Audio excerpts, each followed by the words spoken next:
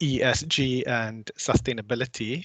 So I'm sure everyone agrees with me that nowadays, when we open the newspapers, this topic always comes out. But one of the key questions that always come out is, what is the difference between ESG and sustainability? I mean, are they the same thing? Are they very different? I would like to take a very simple point of view. Overall, there is a lot of overlap between these two concepts, but the context on how the word is used can be very different. So what do I mean by this? Whenever people talk about sustainability, it's usually used in the context of aspirations. So people talk about, I would like to have a sustainable business model. People talk about sustainable development goals, which is a set of 17 goals, which was crafted by United Nations. It has goals such as no poverty, no hunger, and the rest of it. Now, when people talk about ESG, it's usually used in the context of consideration. So, for example, in order for you to obtain sustainability business model, you need to consider environmental factor, social factor, and governance factors.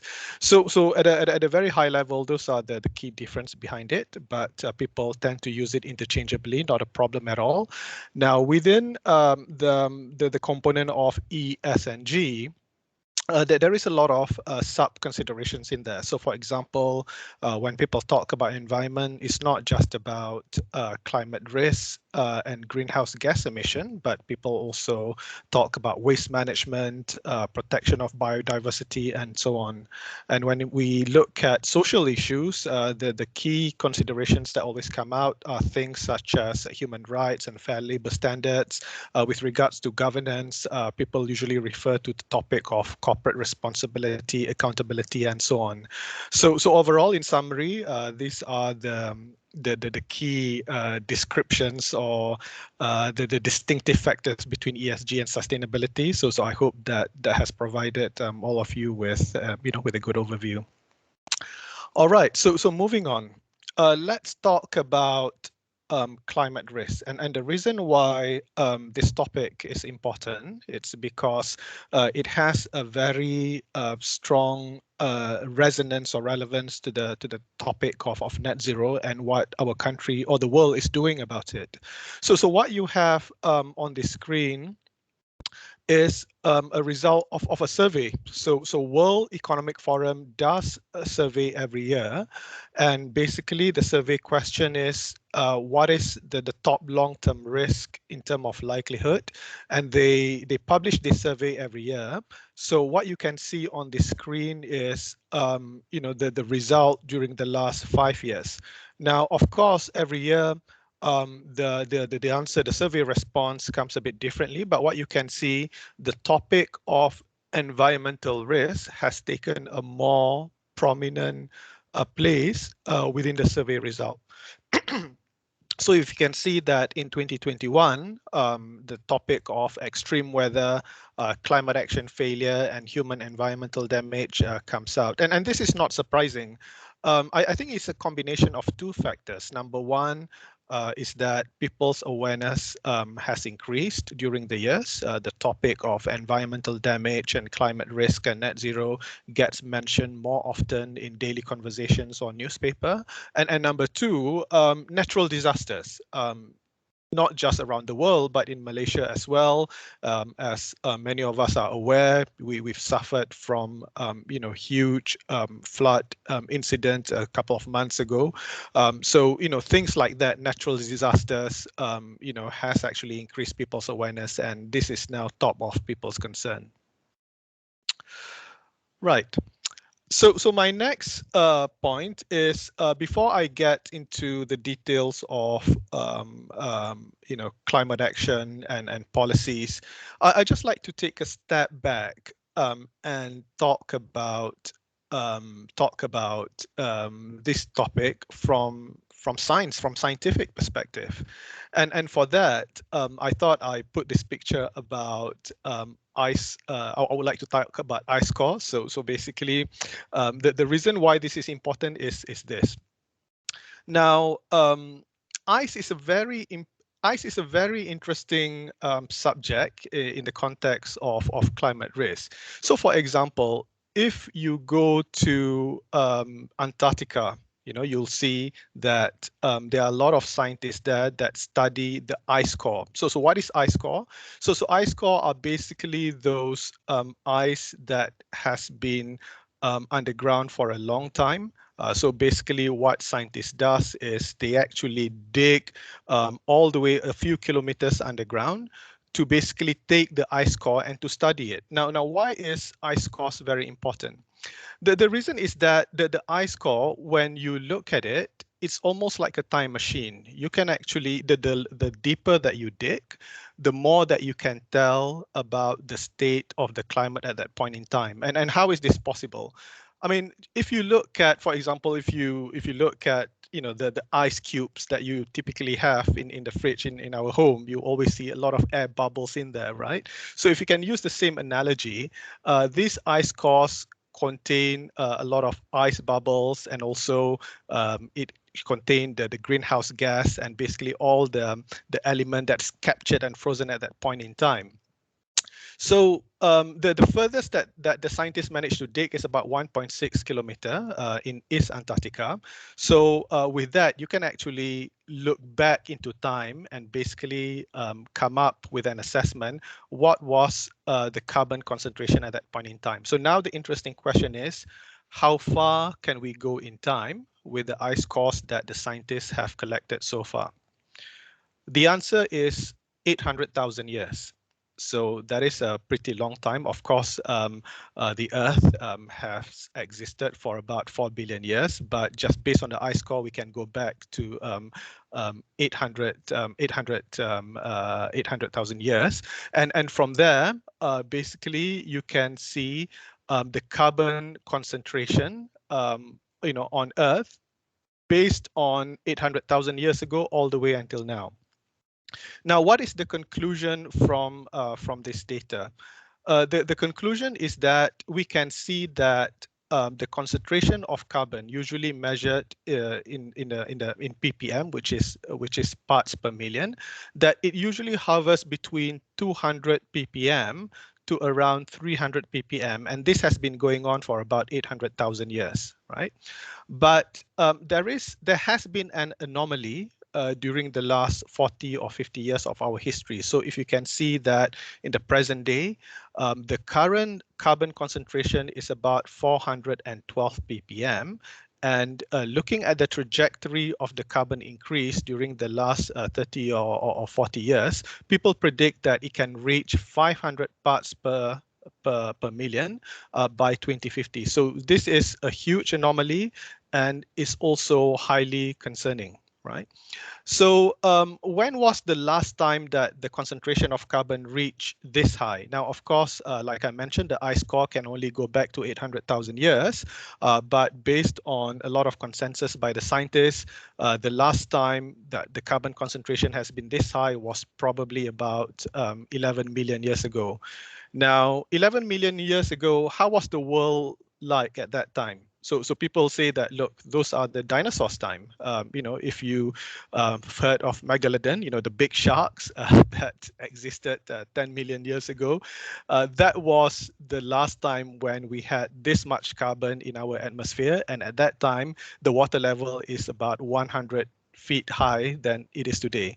So it is a huge anomaly, and the scientists have concluded that this is because of human intervention. Since the Industrial Revolution in 1900, the amount of carbon has steadily increased in our atmosphere, which basically result to this anomaly.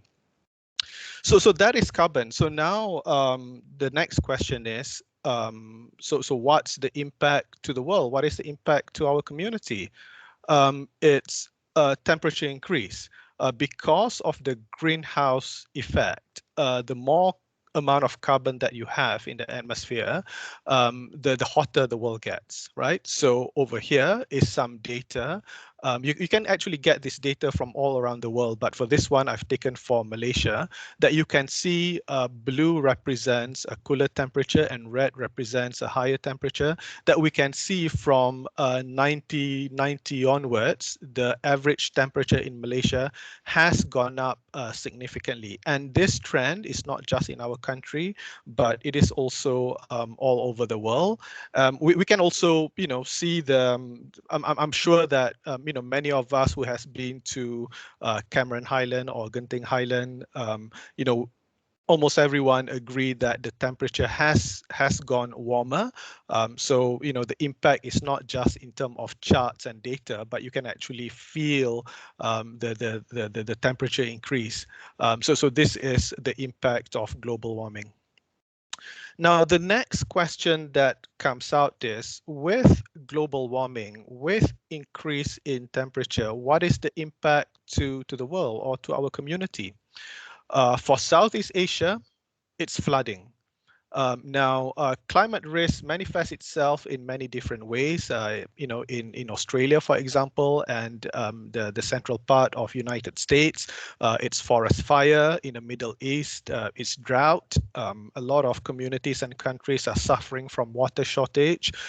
In this particular region, Southeast Asia, based on my conversation with a lot of climate scientists, it's flooding.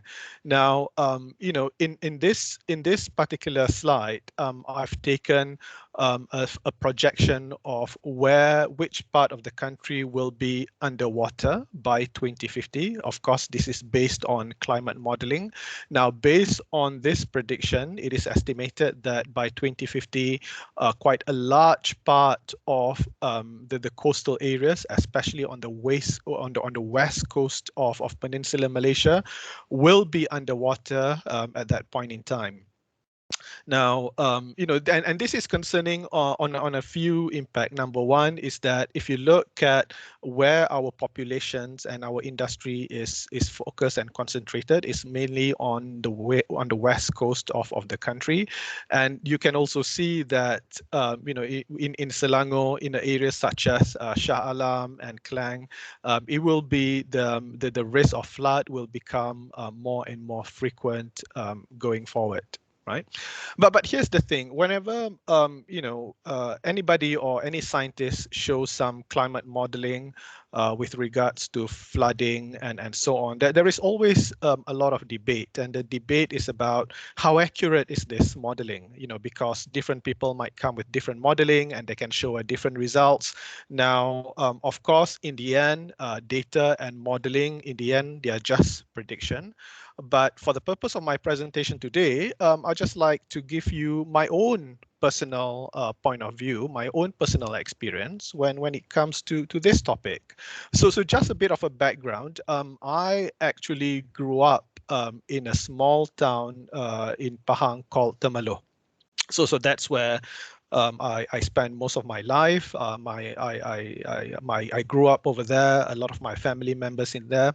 Now, Temerloh is located next to the Pahang River, which is the widest river in Peninsular Malaysia, and flooding is an annual occurrence. So as much as I can remember, flooding in Temerloh happens every year.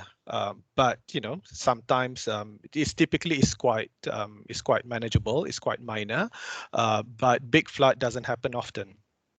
Now, in 2014, I'm not sure if many people remember, but there was like a huge flood that happened in Pahang at that time. 100,000 people were affected.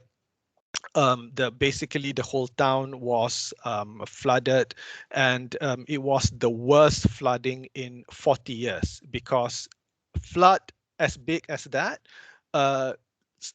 before that, it happened in 1970. Right, and then it happened in 2014. So people say that, look, this is a 1 in a 40-year flood occurrence.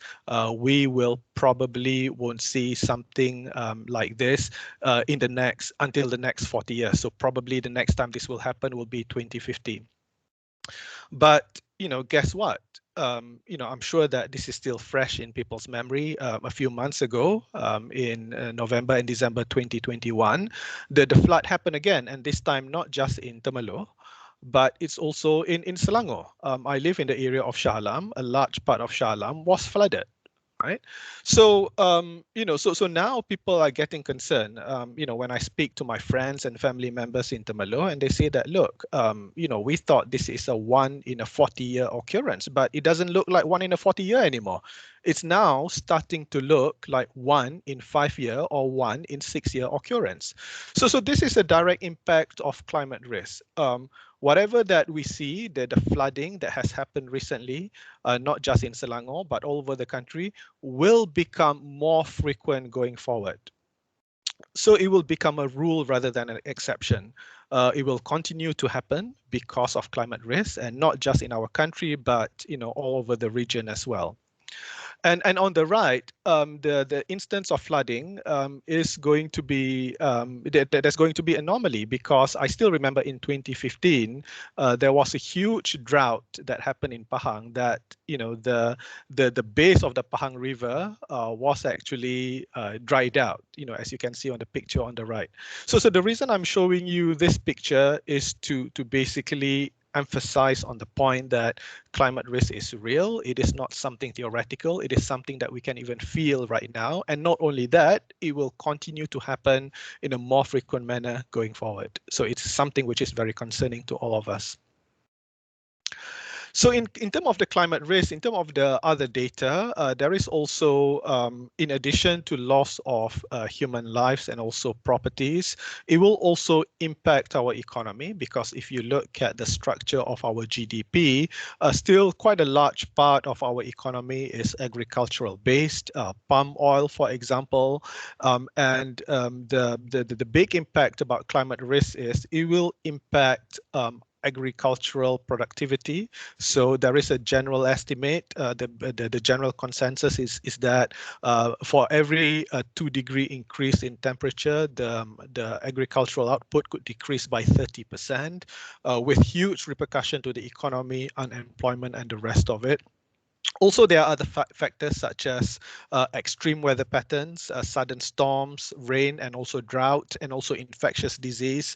These are all projected to occur in a more frequent manner going forward because of climate risk. Now, what are we doing about it as a country? So a couple of months ago, there was a huge event called COP26, or Conference of Parties. So the reason, the main reason for that event is basically to get the world to come together and also to discuss our solution to climate risk. Now, even though there have been a lot of debates about it. So, for example, a lot of the resolutions that has been achieved is non-binding, but many countries are taking this issue more seriously. So, for example, with regards to Malaysia, our country, the Minister of Environment and Water has issued a statement after COP26, which basically talk about carbon pricing policy in our country, increasing the renewable energy generation from 31% to 40%, a lot more support towards electric vehicle. So, for example, if we look in Europe, a lot of governments are putting a lot of policies with regards to electric vehicle. In the UK, for example, all new cars from 2030 will be electric vehicles. So the government is phasing out internal combustion engine, which has a lot of implication to the industry and also the supply chain. The forest cover is also very important, and especially to our country, because as a country, in terms of our greenhouse emission, it's not the biggest in the world. I mean, of course, it's not as big as United States or China or India. And part of the reason is because, and not just because of our relatively smaller economy, but because we have a lot of forest cover, and that carbon sink absorbs a lot of carbon from our environment. So it's very important for us to maintain our forest cover. And you can also see there are many other there are many other plans, as shown in the slide over here. So, for example, zero waste program and so on. So what is the repercussion of all of this? I think number one, from policy making perspective, it is very important for our country to stick to this plan, and not just that, but also to keep monitoring the amount of carbon emission, so our country can go towards net zero, but also the repercussion to the supply chain and to the economy, because with all of these policy and direction, there will be a lot of opportunities for businesses to play a role as part of the supply chain.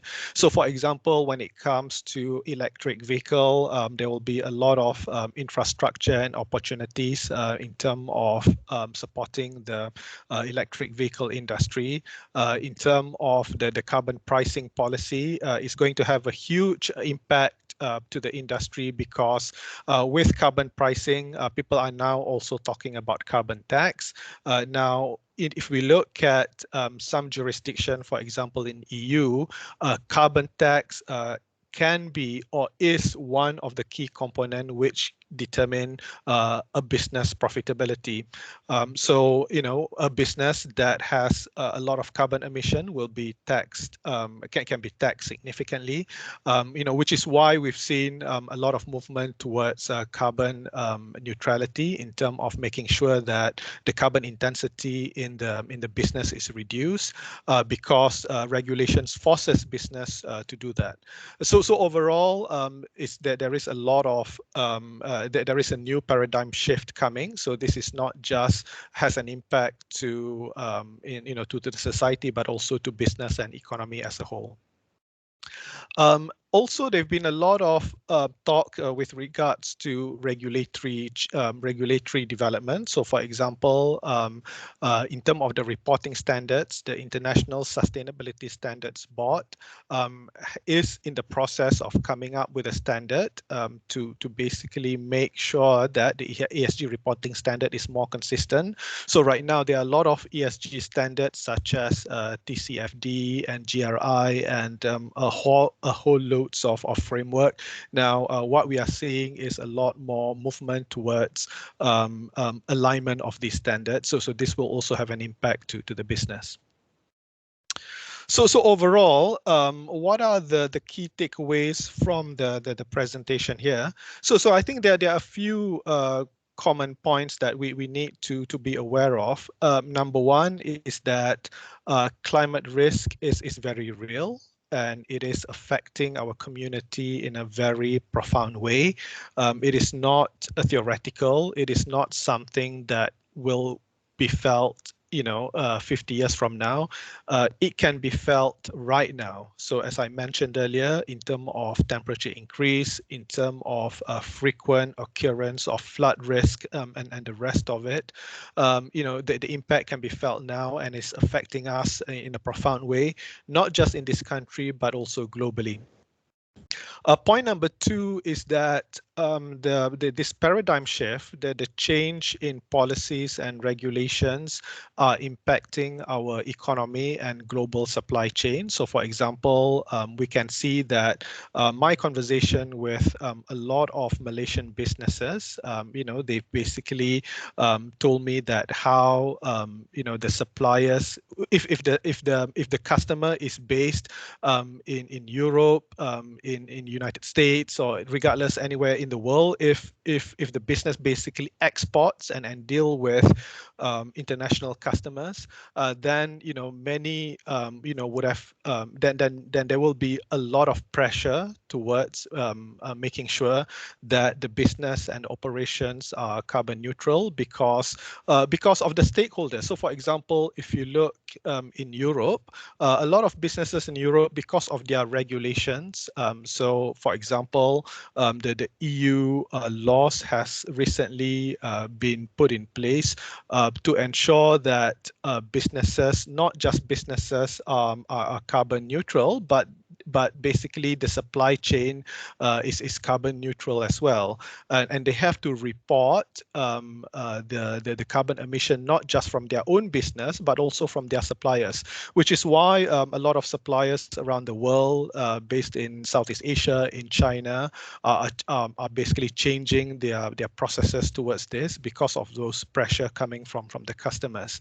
So it's not just about challenges but opportunities as well. Opportunities in terms of businesses who are able to adapt quickly to this new paradigm shift will benefit from it, and those which do not adapt will find that their competitive advantage will be eroded because the whole world is moving towards this. Regulations are changing, policies are changing, and therefore businesses which are more environmentally friendly, which are sustainable, will find themselves in a position of strength because of this paradigm shift. Okay, so with that, I'm going to pause my presentation here. I'm sure that there are a lot of questions from all of you. There are a lot more things that we can discuss, but I thought I'll just highlight the key points about climate risk, about net zero, and also the impact to our community. I hope that you've enjoyed listening to this presentation. So I'm going to stop right there and happy to take any question from you. Thank you very much. Thank you, Shahrizal. So we're going to put out the Slido slide now. You can either scan the code for participants, or you could log on to slido.com with the code that's up on the board. I think just to start the questions quickly, so especially since you've mentioned about the pressure and the opportunities as well as the challenges, where do you think then SMEs should start with when they're thinking about their sustainability journey and reporting cycles? Where do you think they should start?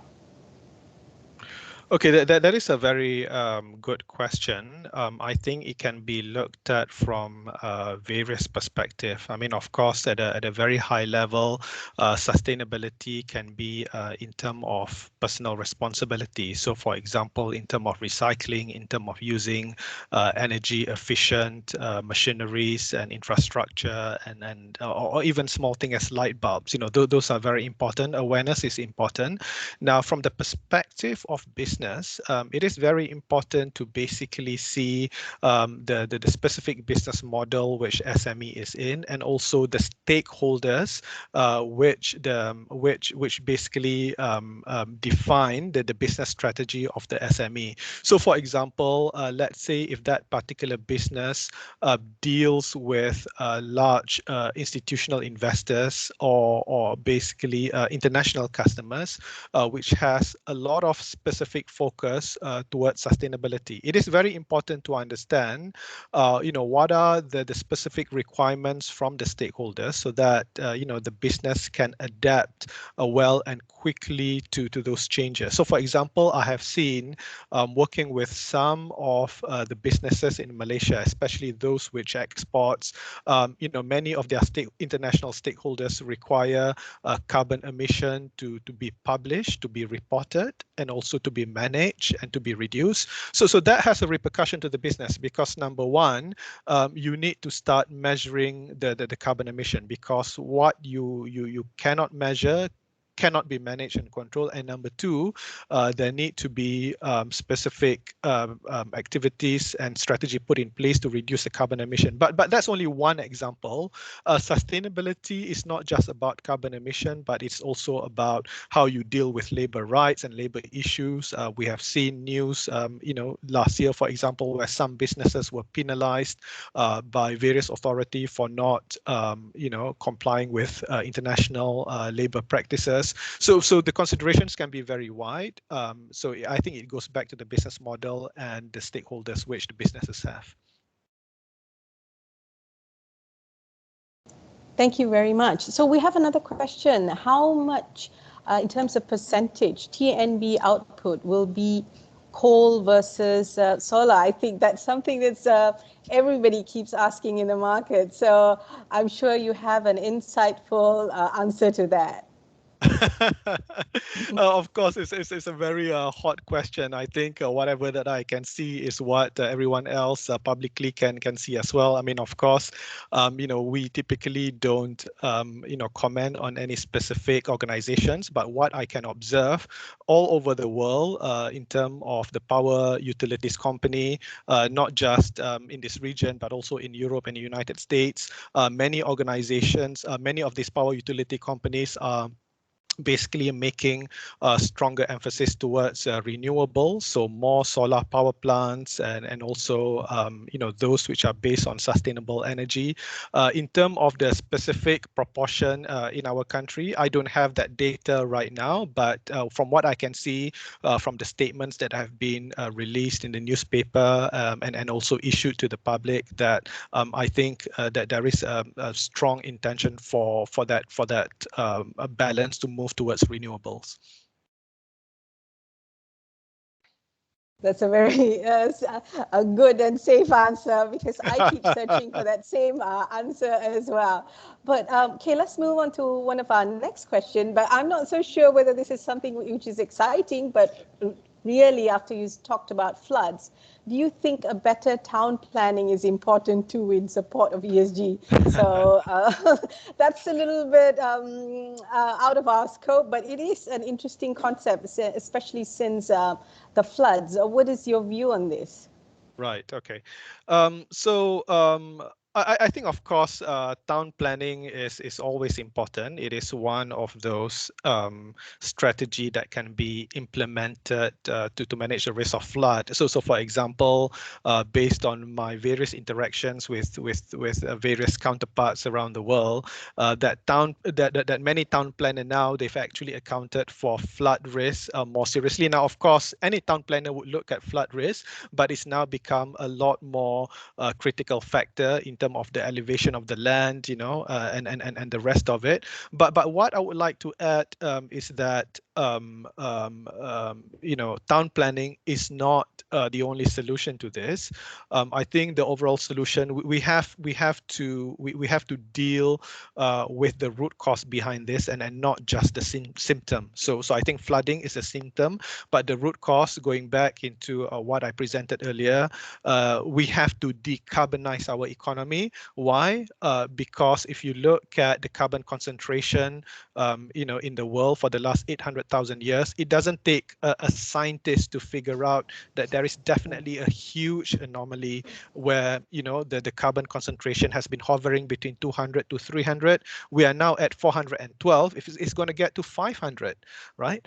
So those are the things which we have to do, and something that has been discussed at COP26 as well, to decarbonize our economy, which then goes back to how do we generate our energy. So I would like to go back to the topic of coal, because the topic of coal is not just something which is unique to our country, but many other countries as well. So for example, if we look at Indonesia, and even developed countries such as Australia, has huge reliance on coal. So of course, I'm using the word huge there. I mean, of course, it's debatable, but I safely say a significant part. There's still a lot of reliance on coal in India and in China as well. And part of the reason is economics, because businesses, they basically react to market forces. So depending on the price of coal and energy and the rest of it, then it will affect businesses, and it will have an impact whether the move towards renewable energy will be slower or faster, which is why, in my point of view, regulations are important. Carbon tax is important. Why is carbon tax important? Carbon tax is important because right now, in many jurisdictions without carbon tax, businesses are not penalized for polluting the environment. Businesses, even though that the negative externalities and impact is definitely real, but businesses basically are not penalized for that. So which is why more regulations are important, so that we can move our decarbonize our economy and move towards renewable energy. Thank you. Thank you so much. So we have a follow-on question just after that, and this, I think, is such an interesting question. We get asked about this all the time. Is ESG an expensive journey for SMEs? Right. Okay. A very good question. I think the word expensive is very subjective, but if I just park ESG, park it aside for a moment, any activities which involve conformance with a set of expectations or regulation will have a cost attached to it. These things, of course, are not free. Even if we take accounting standards, to comply with international financial reporting standard has a cost to it. You need to ensure that you have the accounting system. You need to ensure that you have an auditor. You need to make sure that your income and asset and liabilities are recorded in a certain way. Now, anything, not just ESG, but any form of regulations or framework will have a cost attached to it. Now, the question is it going to be to the extent that makes profitable companies unprofitable? So rather than looking at it from the perspective of whether it's expensive or not, I would rather look at it from the point of part of cost. How do you manage that cost, and how do you flourish with the opportunities that it arise? Because whenever we talk about regulations or framework, it's not just about cost, it's also about opportunities. So for example, any businesses in this country or in the world that choose not to comply with IFRS, yes, you might save the cost from not following IFRS and the rest of it, but you can't do business, because the rules are like that. Same with ESG. If you look at the whole supply chain right now, it's not static. It's actually changing as we speak. The global supply chain is different now than last year. It will be different next year. And what we can observe, as a professional services firm, is that, the global supply chain is at the point of paradigm shift where there'll be a lot of changes. Organizations that ignore ESG and ignore sustainability and look at it purely from the point of saving costs will find themselves at a point of disadvantage because the business environment is changing towards sustainability. I hope that answered that question. Yes, perfectly. You've mapped it out exactly. There's no other way of looking at it. It's an opportunity and you have to see it as such. So one last question before we let you off, and this is also a very interesting one, which is first step. I'd like to calculate my company's carbon footprint emission, but I really don't know how. Could you recommend how and where to refer to? Of course, there are various methodology, out there, framework that can be used to start measuring the carbon. So I think methodology is not an issue. It's basically available to everyone. The challenge is guidance and basically implementing that as part of the processes, because whenever you have an act of measuring, you need to put processes, you need to put reporting into place. Now, of course, there are many organizations and experts and advisors who can help you with that. So basically, I think my simple advice is to look at your business model, have an awareness about the framework and the methodology available, and if you decide you need assistance, then basically reach out to various organizations that can help you with this. Okay, thank you. So a very nice question just came up as well. So sure, no problem. I think I won't let you off without answering this, which is, why is implementation of EV charging stations across the country so slow? I mean, I just had to say this. I think it's all, at the back of our minds, and then it's nice to have someone to ask the question to. Well, yeah, of course, whether it's slow or fast, it's a matter of perception, right? I have an electric vehicle car. I have to admit that the place that I charge my car is at home because, from my own personal view, it's not. Let's put it this way: there are a lot more petrol stations than electric charging vehicle. I think this issue is not just in our country, but all over the world as well, because I think the fact is infrastructure, cost money. It takes a lot of time, but it's also about the take up. From the customers as well. Right now, as we speak, the proportion of electric vehicle in our country is still very, very small. I think right now, globally speaking, the proportion of electric vehicle passenger car in terms of total, there are about 1 billion passenger vehicles in the world right now. Only about 1 in 20 new cars being sold is EV, but going forward by about 2030, people expect that number to go up to about 40 or 50%. So I think the pace will pick up with time.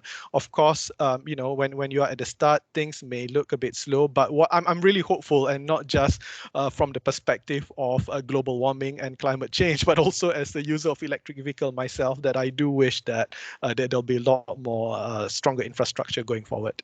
Thank you very much.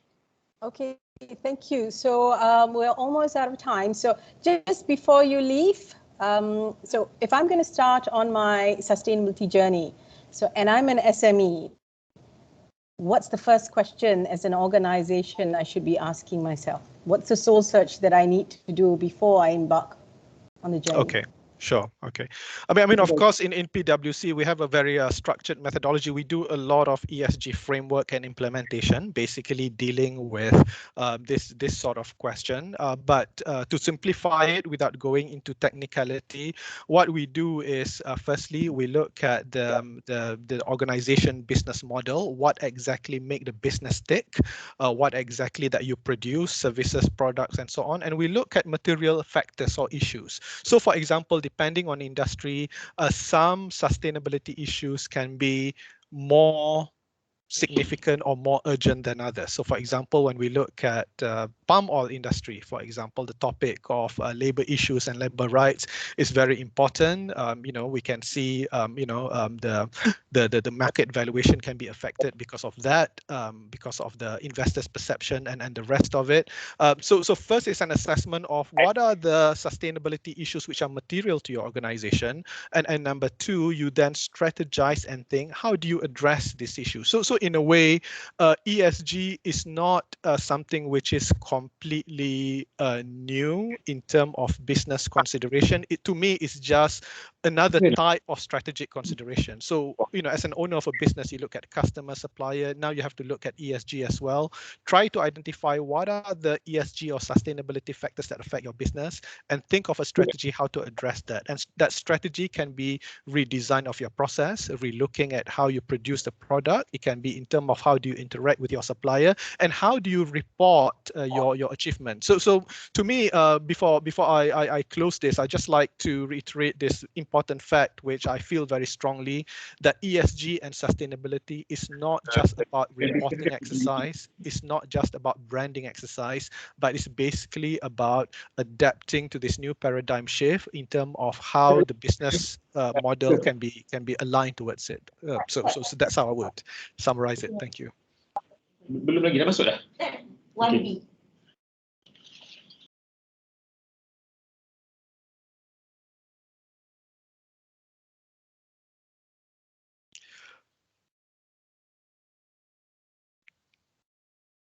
Right, I think Just hold on. Yep. Yep. So I'm confident that your presentation was insightful to our participants. Thank you very much for spending the time with us. Your data and thoughts will prove to be a foundation for many, including myself, who are starting out our sustainability journey. Stay safe and have a good week ahead. Thank you very much. Thank you very much for inviting me, and also thank you very much for listening to my presentation today. So I wish all of you a good day, and thank you very much. Thank you. Take care. Bye. Bye.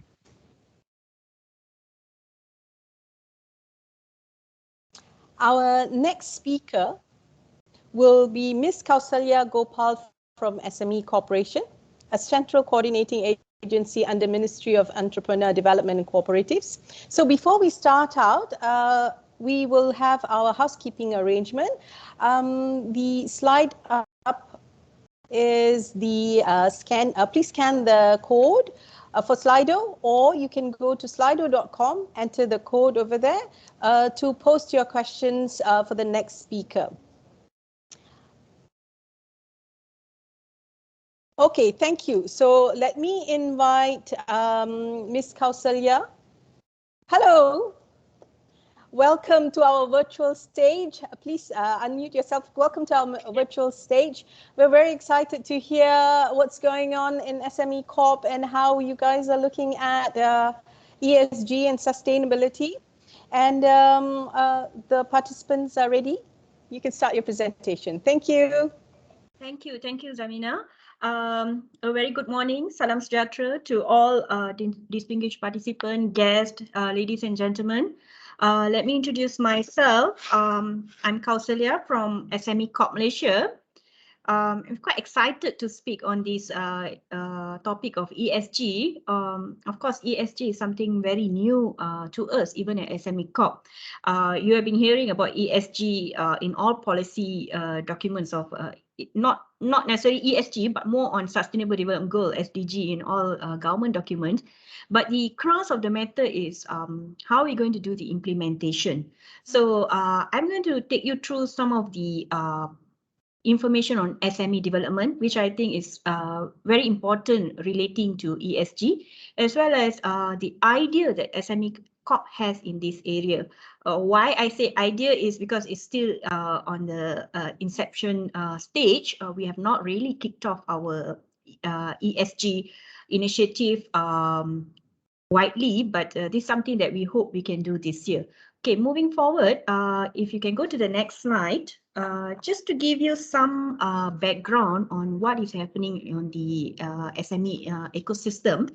I think this is not new, but it's very relevant to SME development. We know the world has changed dramatically since the outbreak of COVID-19.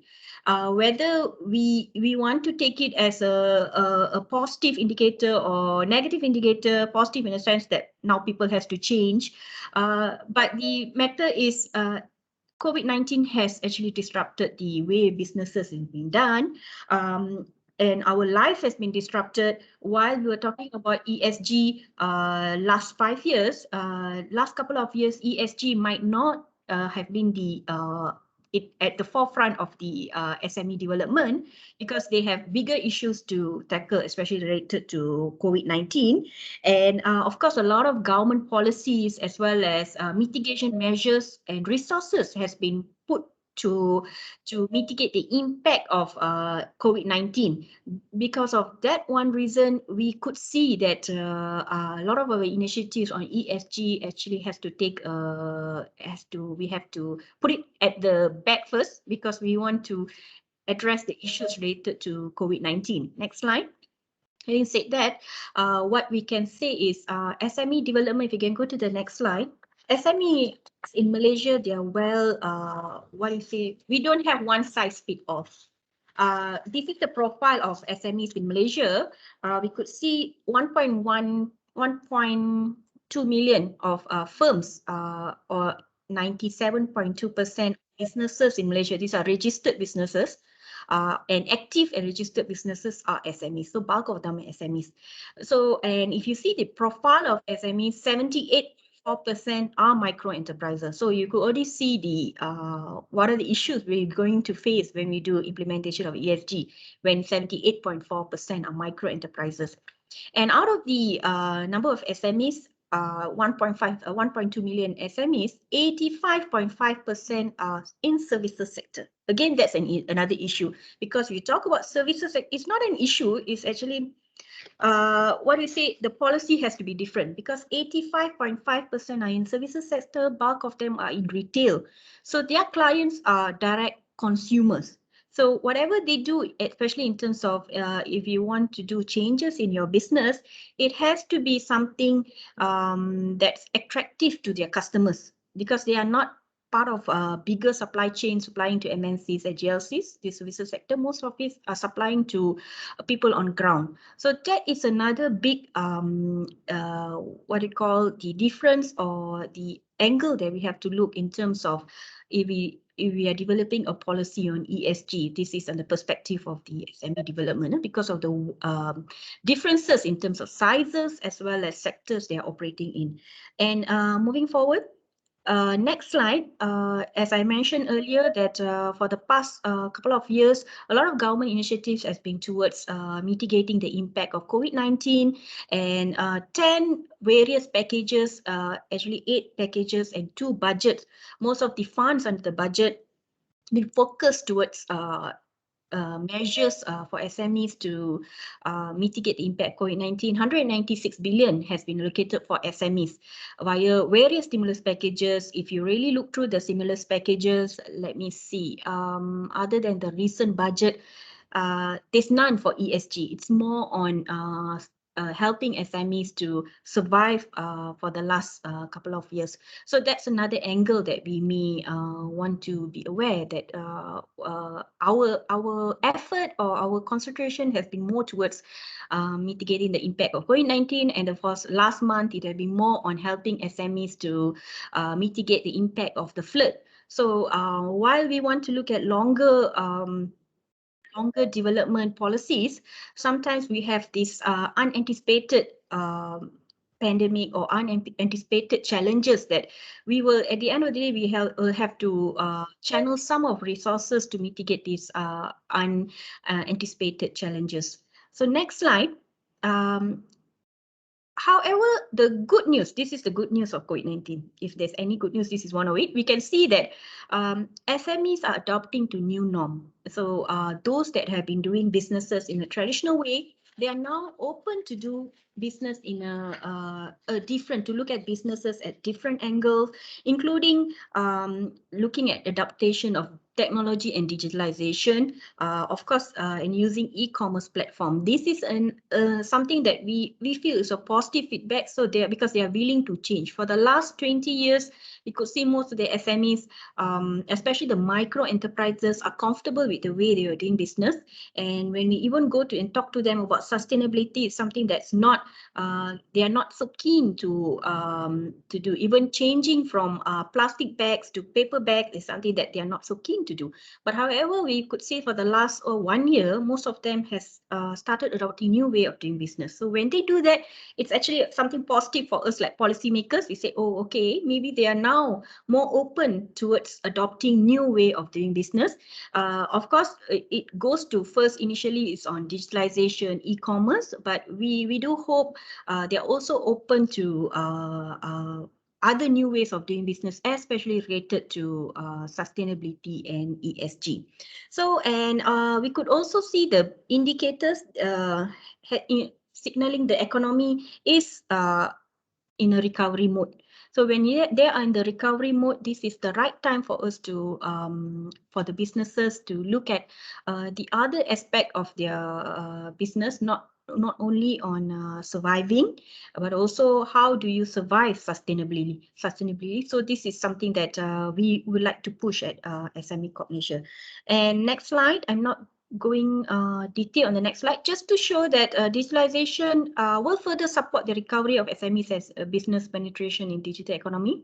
This is something that ongoing, even though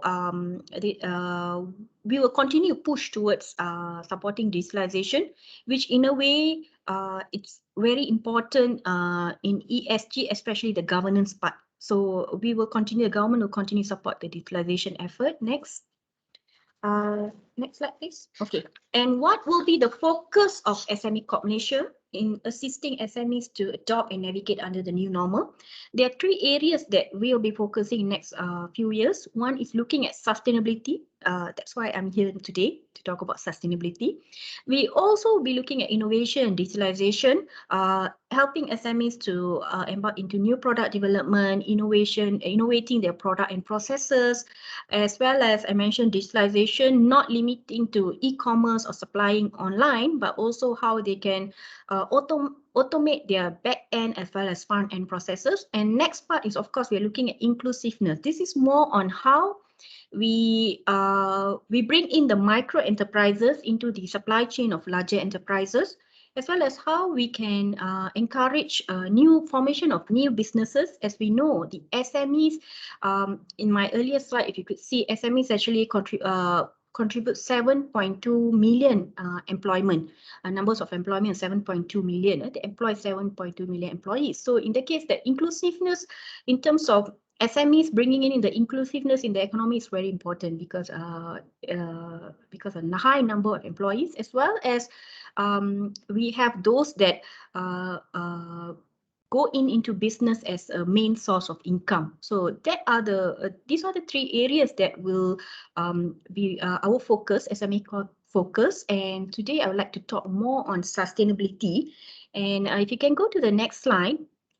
Some of the challenges that we think that not only the SMEs, even SME Corp face these challenges, because when we talk to SMEs, when we want to encourage them to go into this ESG, these are some of the challenges that is stopping them from doing so.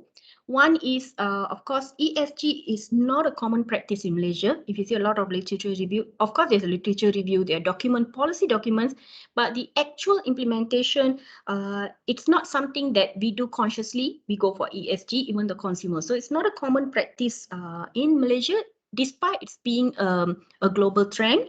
And of course, lack of awareness, especially the consumer, lack of awareness on the importance, as well as how can ESG change the way you do, is more sustainable for your businesses in long term. So that lack of awareness is still there.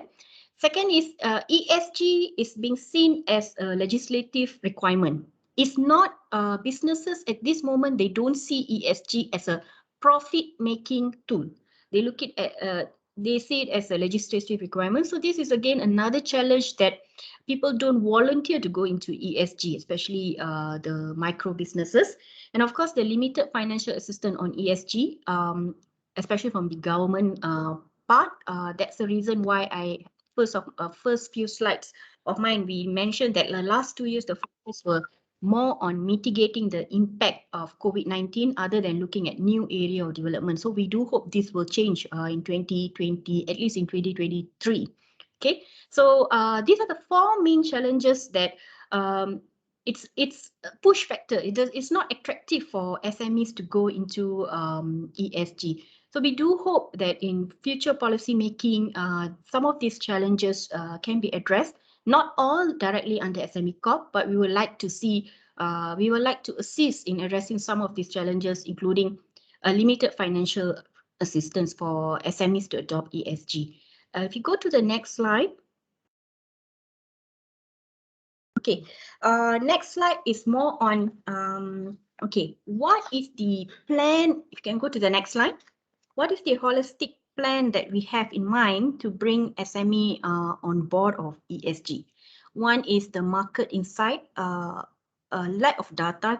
One of the challenges I mentioned earlier is in terms of the SME's lack of awareness on ESG. It could be one of the reasons, could be lack of data on access to local or international data, information on best practices, as well as benchmarking against small players in developing countries. So that's something lacking in Malaysia. We do not have a database on that SMEs can look into in terms of getting some success stories, or SMEs in the similar industry, for example, those in the retail sector. Maybe someone in Europe has actually adopted ESG. For them to have the free information or real-time information on these success stories, we don't have a platform in Malaysia. Of course, I think some of the data is widely available. You have to Google, but for SMEs to go to, for them, for easy access, just go to one platform and see, okay, these are the MNCs that's adopting ESG. SMEs in retail sector can adopt these 5 practices as ESG compliant, or at least to initiate themselves into ESG mechanism. So this is something very lacking in Malaysia, which is market insight. So even at SME Corp, like I mentioned, we have database on SMEs, but if you ask me how many of those SMEs are adopting ESG, I myself don't have the data, because like I said, it has not been something that is a core function of SME Corp previously. Even now, it's not a core function, but we have embarked into looking into ESG. So that's very important, to have market insight to educate the SMEs that you see here, you are in the same business activity like another firm in Europe, and that firm has done ABC and they've actually increased their revenue. So that's something that we would like to develop, a market insight platform for SMEs. The second is demand-driven approach. It's very easy to ask a SME to go into ESG, but the most important thing, when they go into ESG, they must have a ready buyer who would like to consume the ESG product. For SMEs, basically, there are 2 ways they sell their product. One is SMEs who supply to larger players or even other SMEs. That means they are part of a supply chain. The second is SMEs who sell products directly to consumer. So if I'm an SME, if my buyer doesn't bother about ESG, why should I adopt ESG? That's the common perception. If you talk about large players, I think it's very important for large players to seriously embark into ESG, then your suppliers will follow. That has been the common practice. SMEs are basically supplier. They will do whatever as long as you have the market, your large buyer wants you to do this, they will actually do it. Okay, so some of the challenges or some of the issues we have is when even for example, if you're talking about supplying to a hypermarket, do we currently have a differentiated rate? We may have, I'm not sure. Those SMEs that comply to ESG actually have a lower listing fee compared to those who don't. So I think that's the concern even SME Corp has. While we are pushing SMEs towards ESG, are the large buyers giving SMEs with ESG compliant a preferential treatment, or even our government procurement? Are we putting emphasis on ESG? If I'm a supplier who actually has certain ESG compliance, do I get certain margin of preference? I believe that has not been done yet. So the first part is demand, creating demand for SMEs. At the end of the day, for SMEs, it's all dollar and cents. They're trying to survive. If you ask them to do something, but they don't have a buyer for that, it actually defeats the purpose of the whole exercise we are doing here. So I think one important thing is the larger players, as well as we don't talk about overseas buyers because they are more ESG compliant than Malaysian players. But talking about larger players, government, they should actually encourage or should procure from ESG compliant SMEs. The second part is SMEs, okay, either they supply to a larger buyer, part of supply chain, or they sell to a consumer. Again, in Malaysia, are our consumers ESG friendly? For example, if you go to a shopping complex, do you look at the labeling and you buy those that ESG compliant or made from recycled material? I don't think so that really happens. So again, a change of mindset towards sustainable consumption. This is looking at the consumer themselves. I think that's important. We should have campaigns or even tax relief to encourage our consumers to buy ESG compliant products. So when you have demand either from the supply chain or demand from consumer, I think the switch of SMEs towards more ESG compliant is worthwhile. It's worthwhile for them to do the switch, because for a small business to switch From normal production to ESG compliant production, it involves cost, it involves money, it involves human manpower, time, and most of them are not even large enterprise. They have an ESG department. Usually it doesn't happen that way because SME Corp is also in a way we are SME. We don't even have an ESG department. So we will have to do ESG as part of other work. So in the case of SMEs, most of them, maybe not so medium sized, but small and micro enterprises, usually the CEO is the one who will be the ESG compliant officer.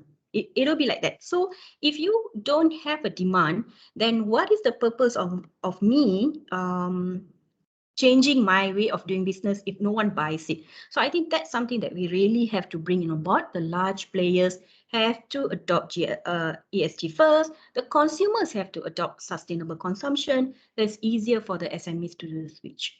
And of course, the third part is the technical advisory and financial assistance. I think one of the questions somebody had the previous session is, do you have, if I want to calculate my carbon footprint,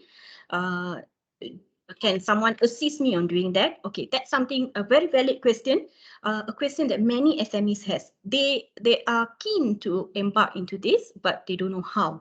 So that is the technical advisory as well as financial assistance. We don't have, in terms of the government itself, we don't have many. Can we go back to the previous slide? We don't have many financial assistance for ESG compliant. I think there was one announced by Bank Negara under the budget 2022 fund for SDG. That's a loan. That's a loan. So again, how serious or how serious is government towards pushing the SMEs towards ESG? If you are really, if the government really thinks this is something important, then I guess we have to look for financial assistance beyond loans, or even we have to look at soft loans, no interest loan, loan convertible to grants, tax incentives. So there are many assistance that we will have to look into if we are serious to do the push towards ESG. And again, I mentioned, one is the financial assistance, the other was technical advisory. You may have certain layout of your business production process, and you would like to convert the production process towards more ESG compliant. It can be even small process, just changing your packaging, and you would like to have someone to assist you on guide you towards the journey. That is technical advisory. So a dedicated platform is required. We believe for SMEs, a dedicated platform is required to do this change. And if you move to the next slide, that is something that SME Corp, we are currently, actually we started the work last year. If you can go to the next slide, working with UN Global Compact Malaysia Brunei to develop an action center for sustainable development of SMEs. We name it as Access. Okay, Access is not live yet, but it will go live very soon. We hope by this month or next month. And what is Access? Access will be a dedicated SME sustainability action platform. It will be providing insight, tools, as well as education materials for SMEs to embark into this sustainable journey. And of course, for time being, our initial plan is to work with large players. So we work with the suppliers of large players. Going back on the demand part, when we did our initial survey among the SMEs, demand is an important mechanism. They will embark into this sustainable journey if they see a market for it. Without a market, it's very difficult for SMEs to go into this. So what we're planning to do is we will start first with a few large players. We already have large players who are interested to be part of this access, and we work with the suppliers because and we work with the suppliers to make them more sustainable because their suppliers are mostly SMEs. And in future, I think even individual SMEs, if they're interested later, we will actually open it for individual SMEs who would like to embark into this sustainable journey. And of course, at the end of the day, the objective of Access is we want to make as many of our Malaysian SMEs become a sustainable and integrate better into global as well as local supply chain. Even I was informed that if for you to reap the benefit of some of the trade agreements that Malaysia has signed, especially to Europe, even to North America, you have to have certain ESG compliant certification. So this is something that we would like to do. And of course, eventually Access will also be a platform to collect, monitor and manage data for SME sustainable suppliers, where we will have a database of SMEs with certain level of sustainability complying to ESG mechanism in Access, and it will be available for large buyers, even overseas buyers. So if anyone from maybe a company from Canada would like to have SMEs with ESG compliant in certain sector, you can actually go to Access and the information will be there. So it will also be some kind of market opportunity for SMEs that has gone through this platform. And of course, it will be publicly available, accessible procurement source and a marketing tool with B2B function. Like I mentioned, we will have a database that larger buyers can access to for them to request these SMEs to be part of their supply chain. So this is Access, like I mentioned, is on the initiation stage. We plan to launch it very soon. Of course, there are a lot of other mechanisms that we have to put in place before it's publicly available. Next. So what does Access do? Little bit of background on how we're going to take these SMEs into the sustainable journey. We have developed a basic framework of the SME Sdg Index. Okay, this is not carved in stone. So before anyone comment, I mean, we are open to comment because we can change this index. But this is the basic index that we have developed. And even our pilot project, we found many SMEs find it difficult to go through this basic framework index. So this is something that we are also looking into. And the SME Sdg Index will have three main evaluation criteria. The first will be on environment, of course. So we are looking at material management, waste management, water consumption, environmental management, energy management. So I'm not going to go through everything, even carbon footprint. Social, we are looking at the social element. Sorry, health, labor, gender equality, data protection, communication, as well as supplier due diligence. And the third part is the governance, looking at anti-corruption practices, where a lot of digitalization also will come in, organizational culture, risk management, climate action. So these are the three things that we have a lot of private partners that work with us on this. Like I mentioned, University of Nottingham is working with us on the SME Sdg Index, developing this with, of course, with UN Global Compact, and also Taylor's College. So we have developed this SME Sdg Index. We have undertaken pilot project. Like I mentioned, we currently the index is 2 on a very high level basis for SMEs. So SME Corp is working on making it more simpler and easier for SMEs, especially the small enterprises, to undergo this index. Okay, based on this index, the first initial step will be a self-assessment. So after the SMEs have done the self-assessment, they'll be rated either bronze, silver, or gold. If you can go to the next slide. So what do we do with SMEs that have rated bronze, silver, and gold in the platform of Access? Okay, for those that have been rated bronze, they will have to undergo certain online assessment training. So we will need to know at what level of ESG or SDG are they in now, and based on that level, we will work on training and coaching them. Because if you're at the bronze level, you may not you will have to enhance your education on ESG to actually do the change. So the first part is for those in the bronze level, we will undertake training and coaching. It will be an online and offline program for 3 months. And then until you have the minimum requirement to meet the silver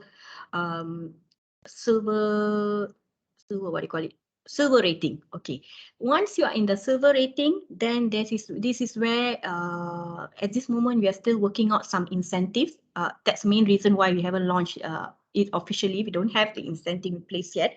We're working on certain incentive, how we can help you to do certain changes in your firm towards sustainability. So basically, when you're going through the training as well as the assessment at the bronze level, you already have in mind what kind of changes should I do in my firm for the next level. So that will happen in the silver level.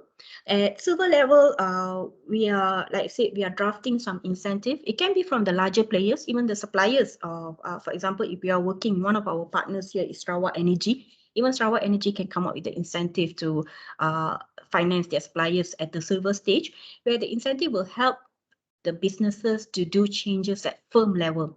It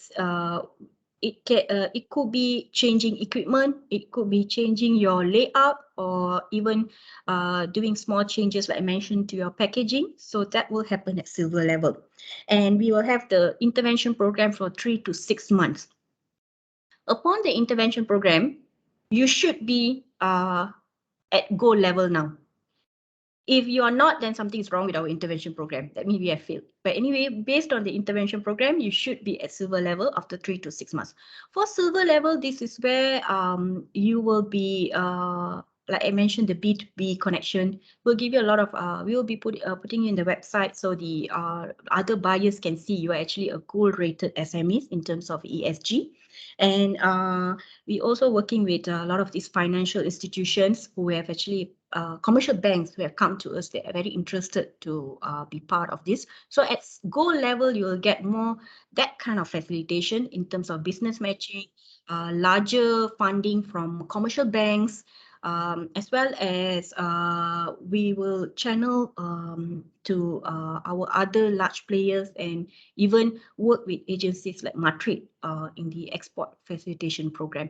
So this is a basic this is just a basic diagram of access that we do believe once we have launched this access, then SMEs will have more guided facilitations towards going towards ESG. Like I mentioned, ESG is something very new to SME Corp. Even I feel like I'm going back to school because I have to learn and study every day on what is this ESG. So, but I believe it's a very exciting journey.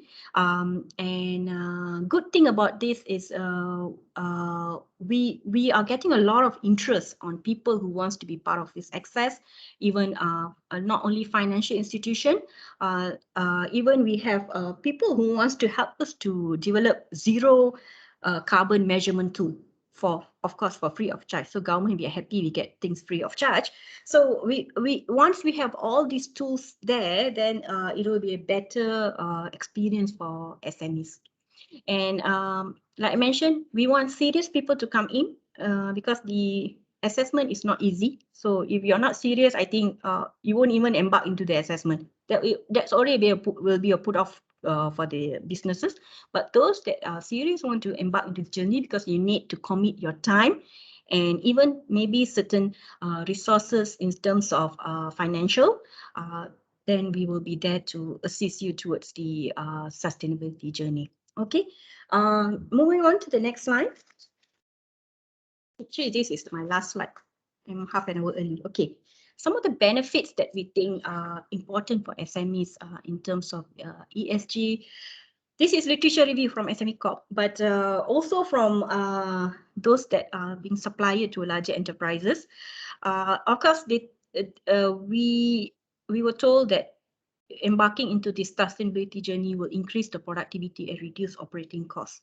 We are yet to see this especially on small and micro enterprises, but if most of them has done and gotten this result, especially outside globally, I believe it will be it should be the same for Malaysian SME. So that's something that we want to push to increase productivity and reduce operating costs. If you see my earlier slide, the SME contribution to GDP is only at 38.2%, despite being 97.2% of business establishment, they only contribute 38.2%. So there's a lot of gap in terms of increasing the productivity of SMEs that we believe ESG will be one of the tools to push the GDP. And of course, attract investors and new customers and increase sales. While ESG is not something that commonly used by consumers in Malaysia now, but we believe it's the way forward. So if you are one step ahead, you will have the first mover advantage to attract investors as well as new customers, enhance credibility, trust, and brand reputation. That's very important. If you see the SDG index that I have mentioned just now, the parameters, if you meet the parameters that we have set, it's an indicator that you have certain credibility as well as brand reputation in your firm. So that's already an indicator for buyers that you are a company that has gone through, has put in certain sustainability element. Here we are not only talking about environment, we're also talking about governance and social elements. So that is already a credibility to your firm as well as your products and services.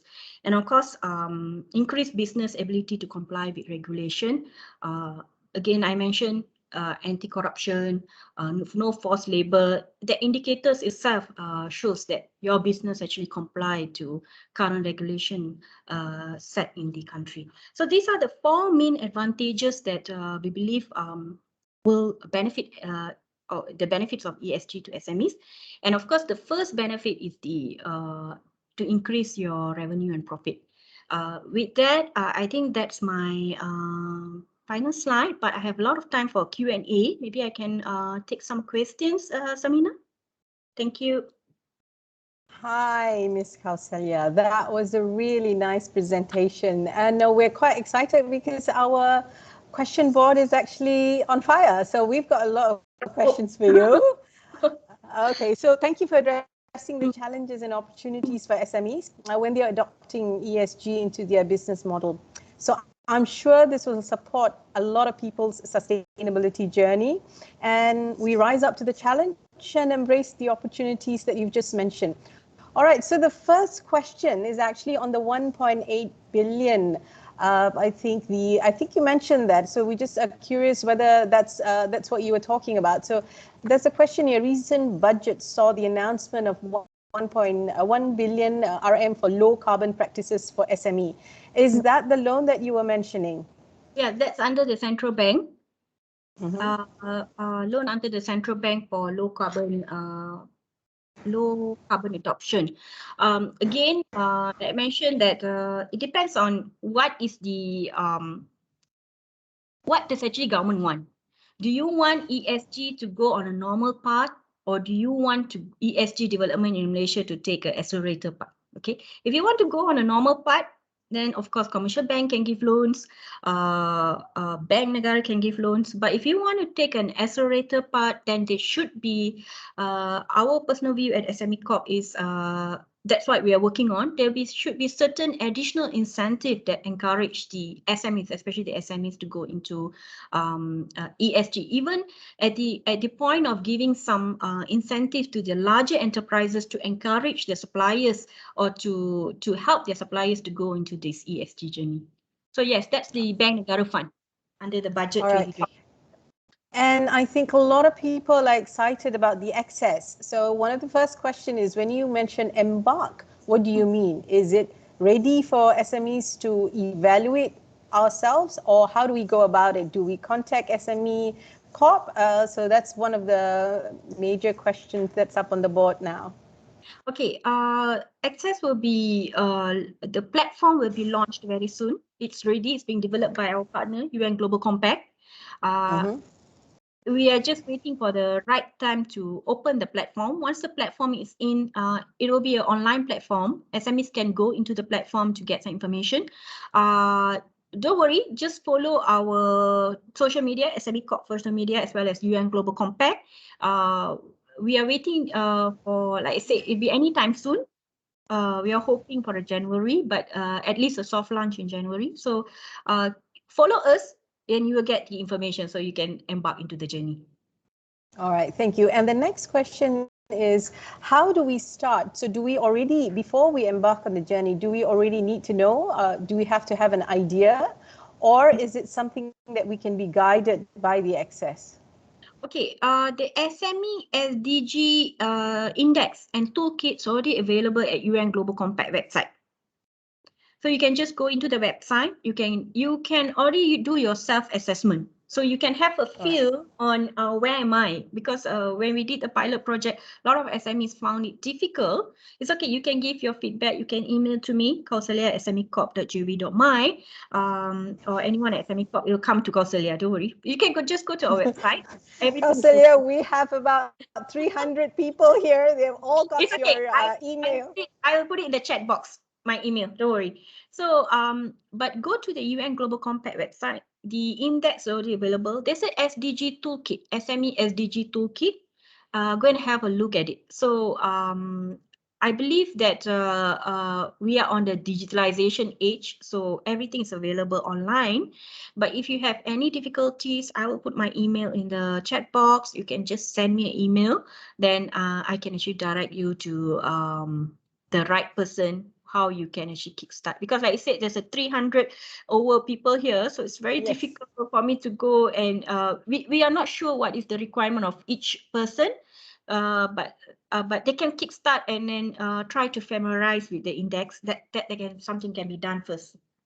Okay, so that's going to be the next question, which is, are these sector specific, or is it a global one which every sector can use the access?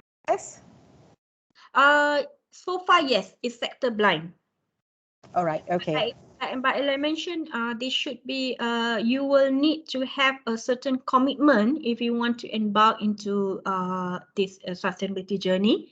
It won't be like, okay, I just not try lah, tak boleh ya. So you need to have certain commitment. Like I mentioned, there will be a training, coaching. There may be certain costs involved, but not much. And it's good. So currently the pilot project is being undertaken with larger players, which the suppliers know they have this index, then it'll be easier for them to supply with to the larger buyers. But like I mentioned, it's not, it's sector blind, activity blind, as long as you want to embark into this ESG journey.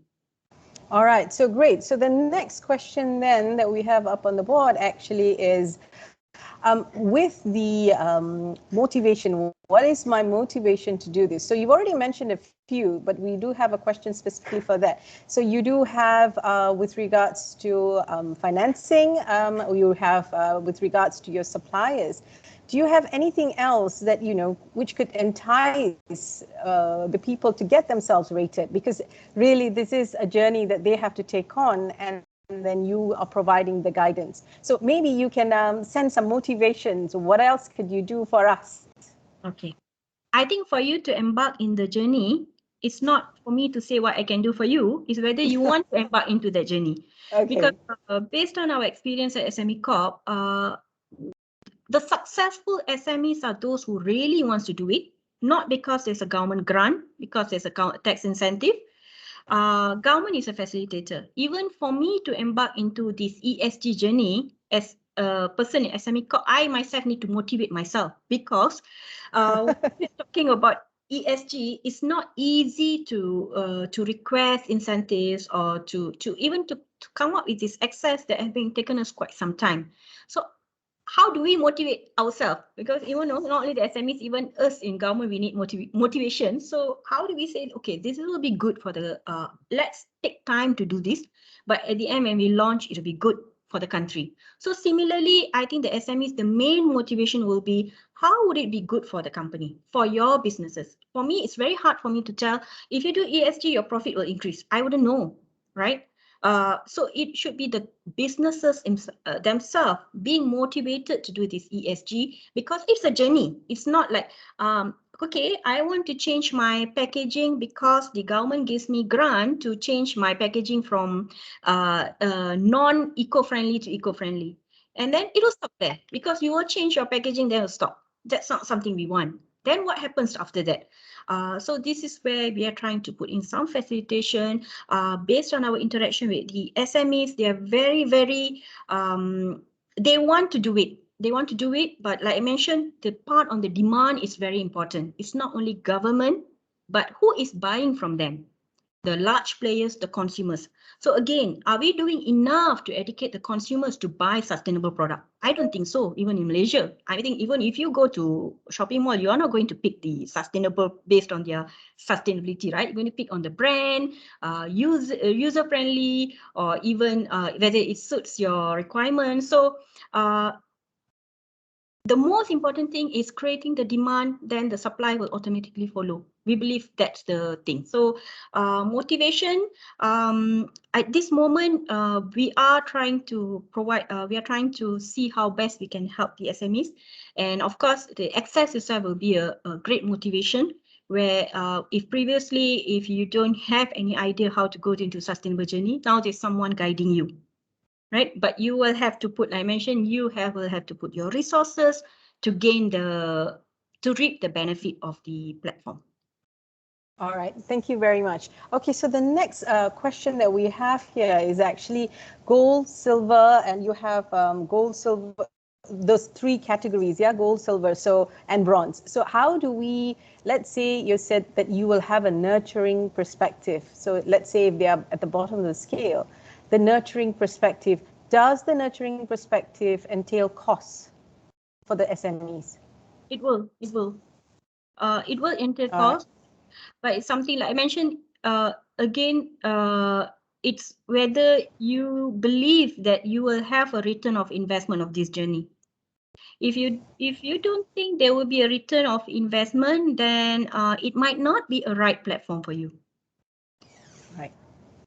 Okay, so it will require a little bit of investment in terms of the nurturing. So when we say nurturing, do you have any specific aspects? So in terms of just training, because sustainability is not just something that you tell the sustainability officer. So even though I'm a sustainability person at AmBank Group, I have so many supporters here who, you know, help me with a lot of things and support me.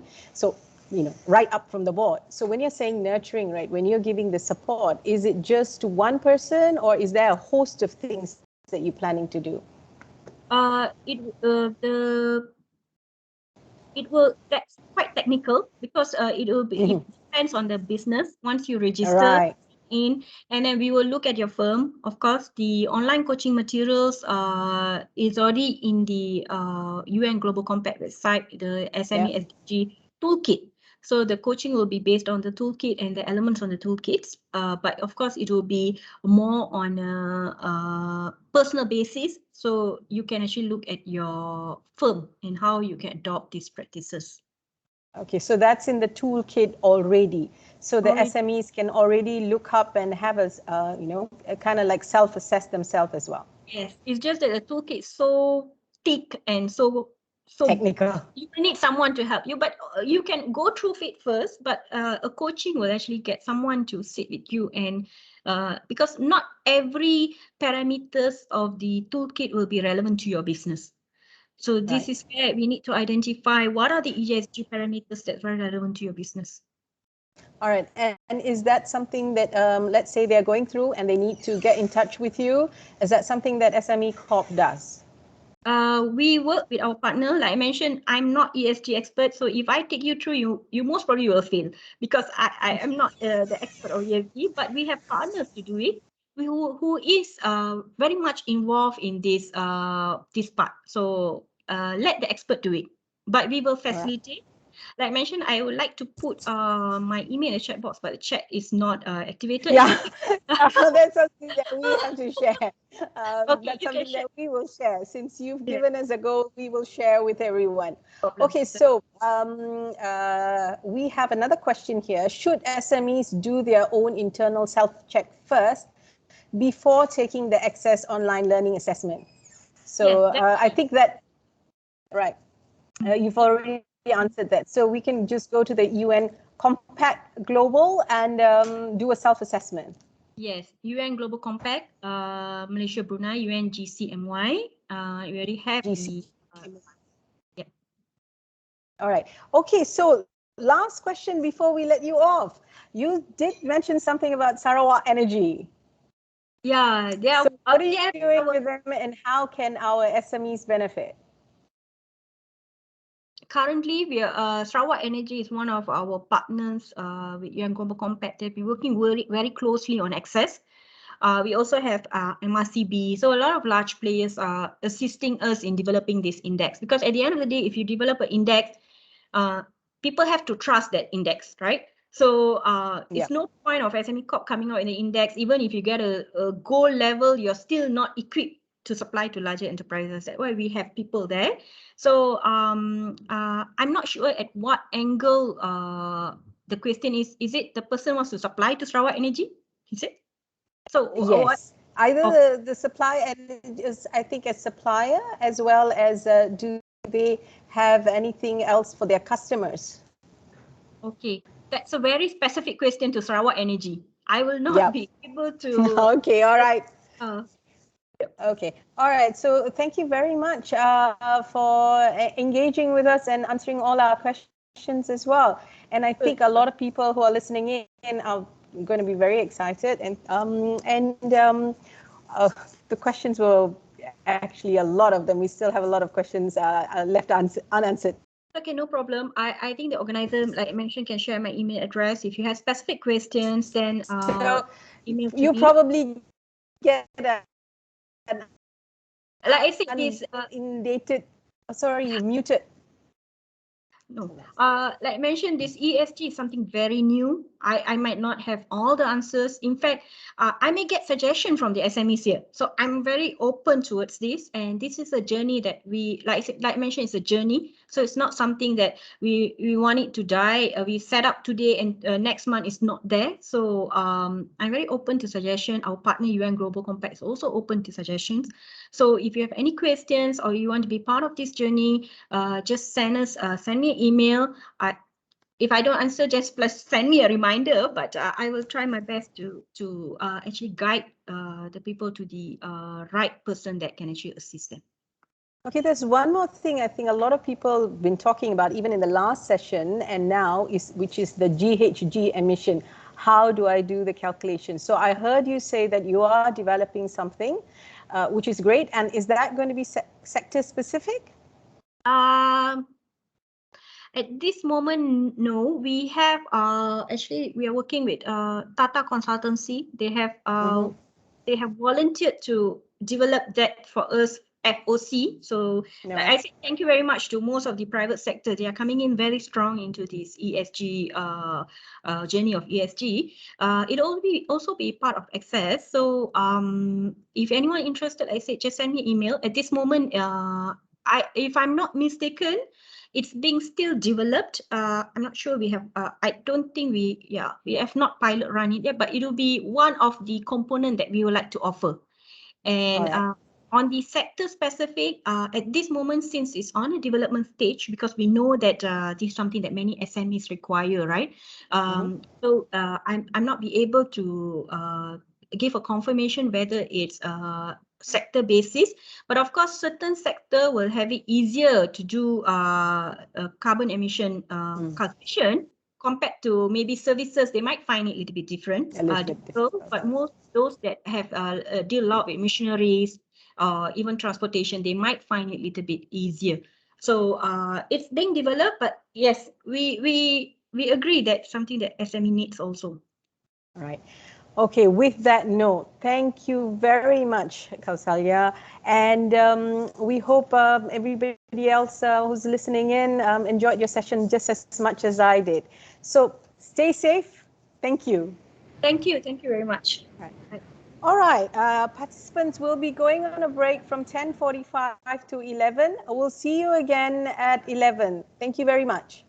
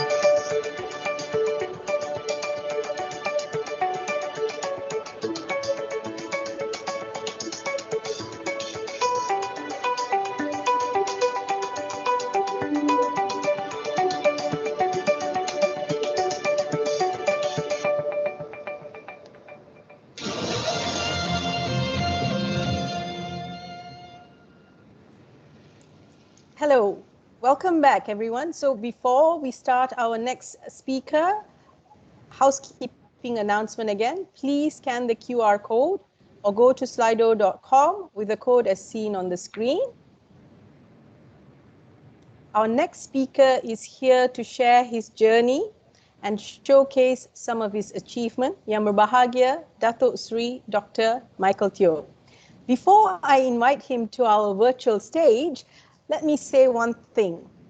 I wanted to go back to school, get a degree in logistics, and work at PKT Logistic. What an idea. PKT Logistic has an education arm, Peninsula College. So you study here and you work at PKT. So while you're studying, you gain experience. So like a breath of fresh air, their office looks a little bit like a Google office too. So let's hear from a visionary leader, Yang berbahagia, Dato Sri Dr. Michael Teo. Please come on our virtual stage. Thank you.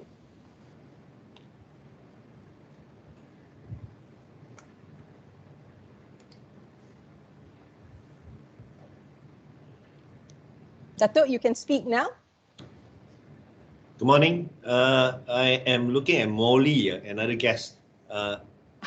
Can you see me actually on the screen now? Yes, we can see you clearly. Right. Good morning, everyone. Thanks for inviting me for this ESG day. Funny thing, this year, I think everyone is talking about ESG, including our budget also emphasized on ESG. So I can guess this is becoming more and more important, almost similar to the Industrial 4.0 that we start to talk about it maybe about 4 years ago. How important it is to embrace technology, embrace Industrial 4.0. So today now, I think it's time for Malaysia to know what is ESG all about and how to embrace on ESG. For PKT, I don't think it's a new thing to us. It is how we set up our company from day one to be a socially responsible company. So let me go through the slide here together with every one of you. Next slide, please.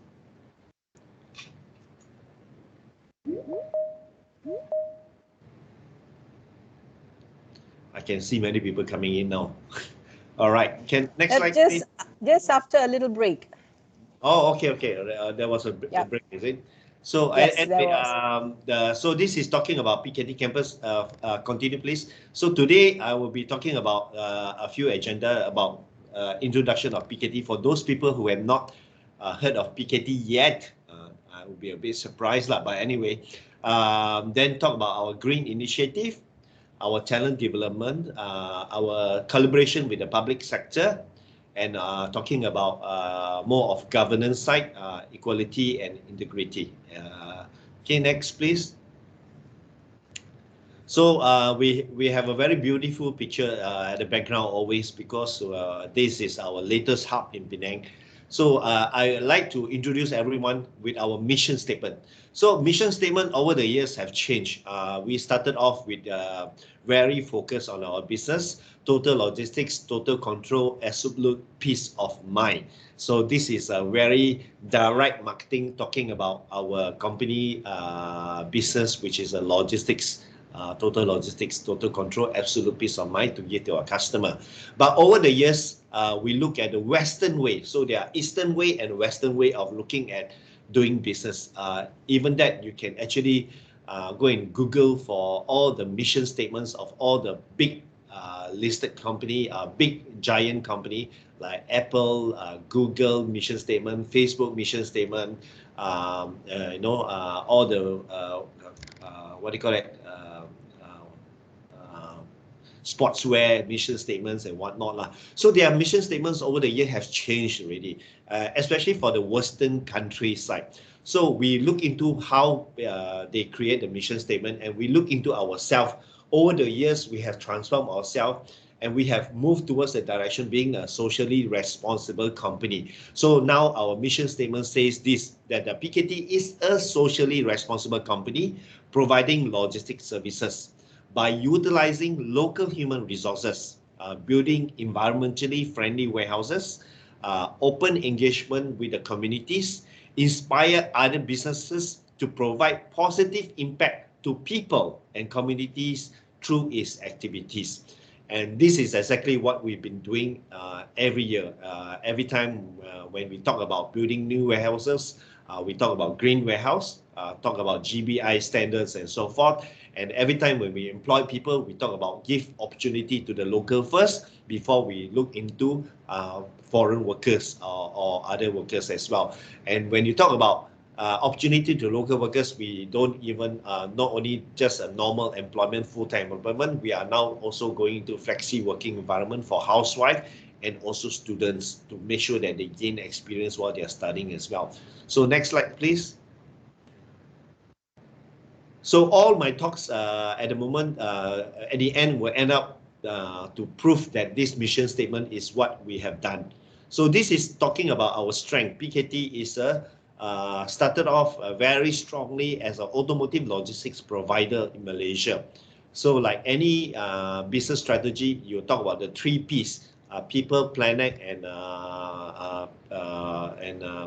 people, planet, and profit, people, and planet. So talking about business, first of all, if you want to be socially responsible, you need to be doing profitable business as well, because you cannot be taking care of environment if you can't even make any money at all. So it is not sustainable. So first, we talk about a sustainable business. So we look into our business in logistics. We focus on automotive logistics. Here you can see we are actually doing a lot of automotive brands. That is in the early years from day 2002 until today. Okay, next slide.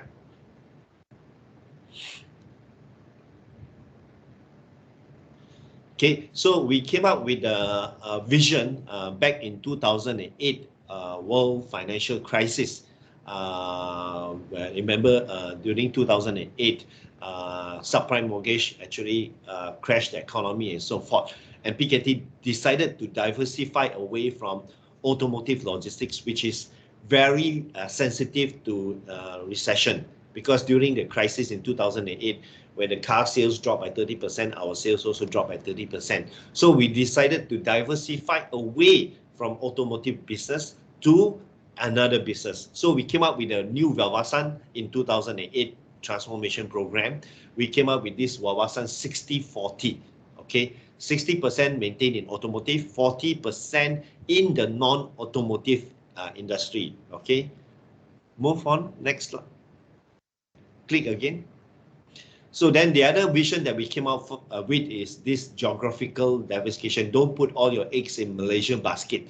So we also make sure that our sales are also generated within ASEAN region. We call it ASEAN Plus region, with a vision to achieve 30% of our sales come from ASEAN region. So without vision, nothing will happen. But we created a vision to make sure that we pursue this dream of achieving 30% in ASEAN. Okay, the next, and finally, the grand vision of 1 billion. At that time, back in 2008, there's no logistics company that can achieve 1 billion ringgit in revenue. So we came up with the idea that we need to achieve 1 billion ringgit to be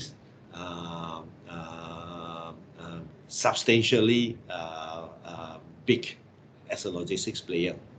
Next slide, please.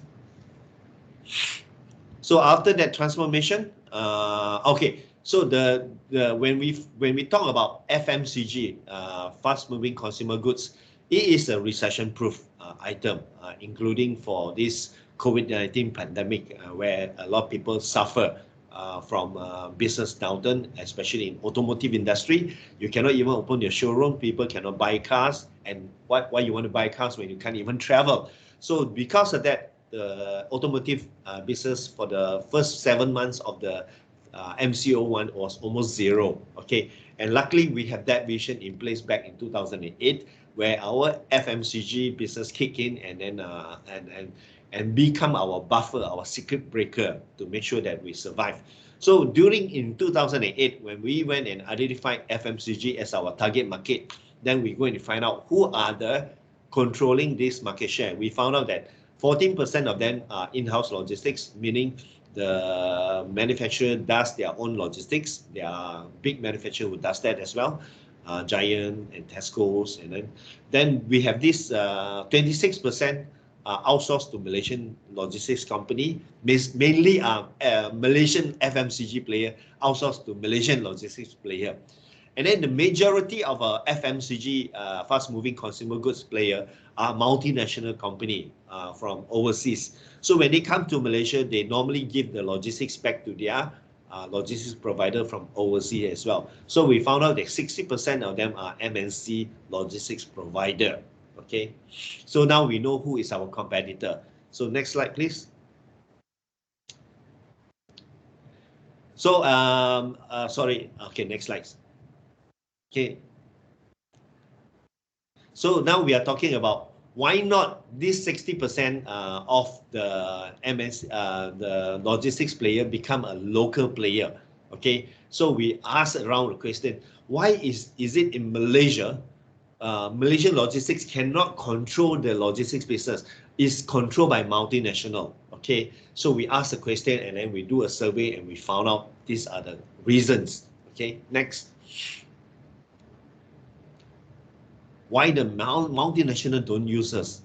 First, we are talking about we don't speak the same language. This they are not talking about English. We are talking about time to market, how fast we can deliver, and how accurate and how efficient is our people. So when we say deliver at 11 a.m., sometimes we deliver 1 p.m. So that is service failure. But for the MNC manufacturer, but for us, we say, hey, 2 hours only, sub soil lah, you know, traffic jam lah, tire puncture lah, breakdown. Actually, he was having a data rate on the way to do delivery. Poor knowledge and international experience, because Malaysia are very, very contented with what we have in Malaysia. We don't actually do a lot of international business, so we have lack of that experience. Lack of skilled manpower, that was a major issue, because at that time in 2008, there's no logistics graduate in the market. So if you want to get a logistician with experience, you have to headhunt them from the MNC logistics company. When they come and work for you, you cannot afford to pay them also. So that was a big issue there. Lack of awareness on environmental issue. So we Malaysian, we don't care about environmental. If we buy a piece of land, 100,000 square feet, my father will tell me, build 100,000 square feet to make sure that we maximize that piece of land. And then people will be asking, and this factory has all 100% warehouse, where is the tree? There's no need a tree. The tree don't make money for you. What? Why you want it? Why you need a tree? So that is the problem with Malaysian logistics provider. They are looking at maximizing their value rather than looking into other issues like environmental or sustainability. Okay, next. So in terms of hardware, lack of ICT, we don't like to invest into software. Now that we talk about Industrial 4.0, then we talk what do we need to invest for Industrial 4.0? Should we go into automation? But how to go into automation when you don't have the economics of scale? You don't even have the volume to justify for the investment into automation. So that is also a wrong method of it lah. Okay, no branding, lack of investment into world-class infrastructure. So typically when you build a warehouse, you only think about building a structured warehouse, 4 walls and 1 roof, enough already, because you just want to make sure the rain don't come in only ma. So that is typically Chinaman thinking. So, but then again, for the MNC, they are talking about the temperature inside the warehouse. You're talking about the warehouse, whether it's green or not, whether it's hot for the worker to work or not. You need to be responsible to the employees so that they are not suffering while working for you, so forth. So that is one of the big challenges for the local domestic logistics provider compared to the MNC side. Carry on. Next. Okay, and certification and so forth. So PKT wanted to have a market share because we were moving towards a vision of 1 billion as our revenue, and 60% in automotive, 40% in non-auto, primarily focused on FMCG. So we are talking about 15% market share that we are looking at from the MNC logistics provider. So we just want to take the market share from the MNC provider. So now we know what is the challenges. Okay, next. the challenges is all these things, and of course the answer is there. We need to pursue ESG because a lot of MNC manufacturer, they actually recognize these things, but the local domestic manufacturer, they don't really care because they are actually MNC are following their mission statement from their home country, from Germany, Sweden, Norway, America, Europe, and whatnot. When they come over here, they expect us to follow the same thing. So we Malaysians do not know how to talk to their language. Okay, but whereas for the MNC manufacturers, the MNC logistics provider, they can talk their language. Okay, so to overcome that, we came up with a lot of strategy. We start investing into state-of-the-art infrastructure, green warehouse, and a very cool warehouse, cool office, invest into ICT, so forth. And then we come up with a lot of sustainable strategy, green concept facility. We also have a water recycling system inside our warehouse, and we implement a lot of sustainable CSR program. So, and also we start building our capacity, which is including manpower. We start buying into our college to produce logistician as well. And then we repatriate our expert local Malaysian from overseas working for an MNC to come back to Malaysia to do knowledge transfer to our employees as well. So the value added that we do is we move up the value chain. We notice that the reason why our Malaysian logistics cannot compete with our neighbor, because even though their salary is 3 times higher than Malaysia, the land price is more than 20 times higher than Malaysia, but we still cannot compete with them because they are moving up the value chain. They are doing high value logistics services, whereas Malaysia, we are still doing a typical 3PL business. The Singapore side is already 7PL. Okay, so and then we start telling the Malaysian government, I think please help us. We want to move out the value chain towards the direction of 7PL and come and support us. So MIDA have decided to support those people who build green warehouse and so forth. Okay. So this is a proof to you.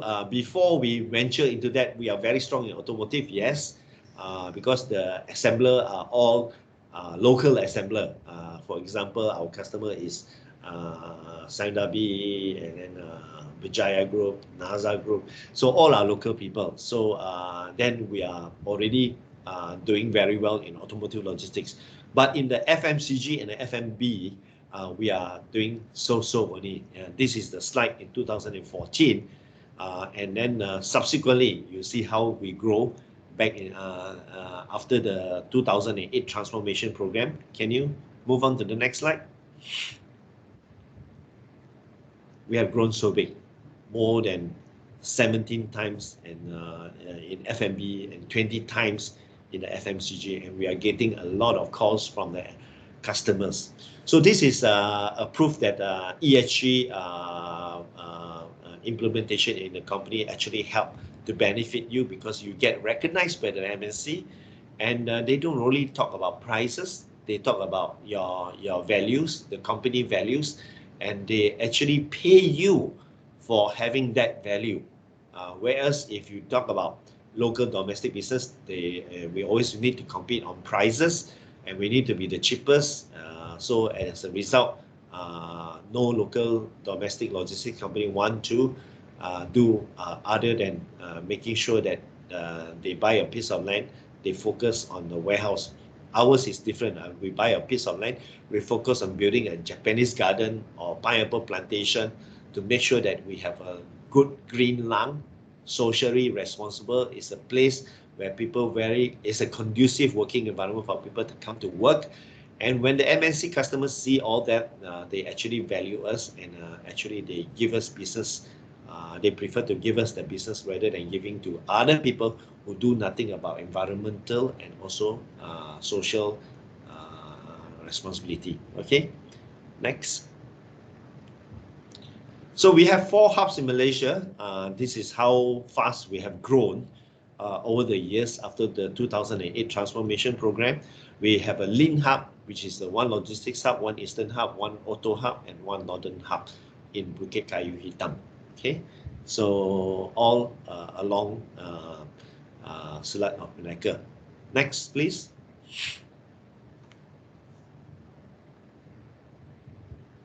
Okay, so we start creating our first generation, second generation, third generation. First generation is because of 2008 transformation program. We already start building the ship already. So the ship is well, we look into green in terms of lighting only. We do talk about air movement and lighting only. We did not get it certified and whatnot. Whereas the wave, we start moving towards the direction of creating it to be certified green as well. So it is a very natural. It has natural lighting. It has water recycle system. You have a solar panel on the roof of the office and whatnot. So that is second generation. The third generation, we start move straight into GBI gold standard already when we realize that in our transformation program that this is very positive to the company business as well, because the MNC recognized that. So when we built the ship and the wave, we got a lot of attention. People come and then people look, and then the multinational brand come in, customer come in and say, hey, you know, this warehouse looks so nice and very cool in the outlook, because it looks like a wave, it looks like a ship, and so forth. And they start talking to us, and we start getting inquiry from the MNC customer. Last time we need to knock on their door, and not only we knock on their door, we actually got rejected also because we are not qualified. But now they knock on our door and ask, okay, we would like to use your facility, can you give us a quotation and so forth. So we are getting traction in terms of our multinational customer.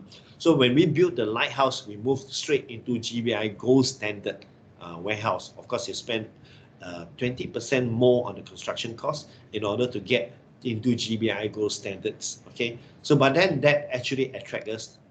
That makes a lot of multinational visitors. Not only that, there are a lot of businesses association and start coming to see us, because the lighthouse is not only just a warehouse, it's also another office. We call it googly office. Every floor have a very cool pantry. We have a gym at the dome there, the lantern room on the top there. We have a gym, a nice changing rooms, and a lounge as well. So we call it the third generation warehouse. So now we start moving our standard higher and higher. So this is in Shah Alam, the three iconic buildings talking to each other along Kesas Highway, the ship, the wave, and the lighthouse. Okay, next. So now in Batu Kawan, in Penang, we also continue to pursue our fourth generation warehouse, which is called the 12 wave. Okay, obviously we already have the wave in Shah Alam. We cannot be calling the wave again in Penang, then people will confuse which wave are you talking about.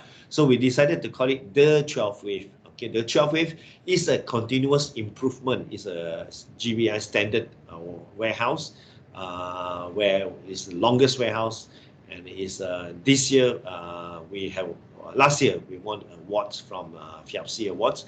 And then after that, we continue to build warehouse, our campus, the biggest campus for us in Penang. We call it the ship campus. Look exactly the ship, because the one in Shah Alam look like a ship, but it's not a ship. But this one in Penang, it look exactly like a cruise ship with a student accommodation, and both buildings are GBI standards as well.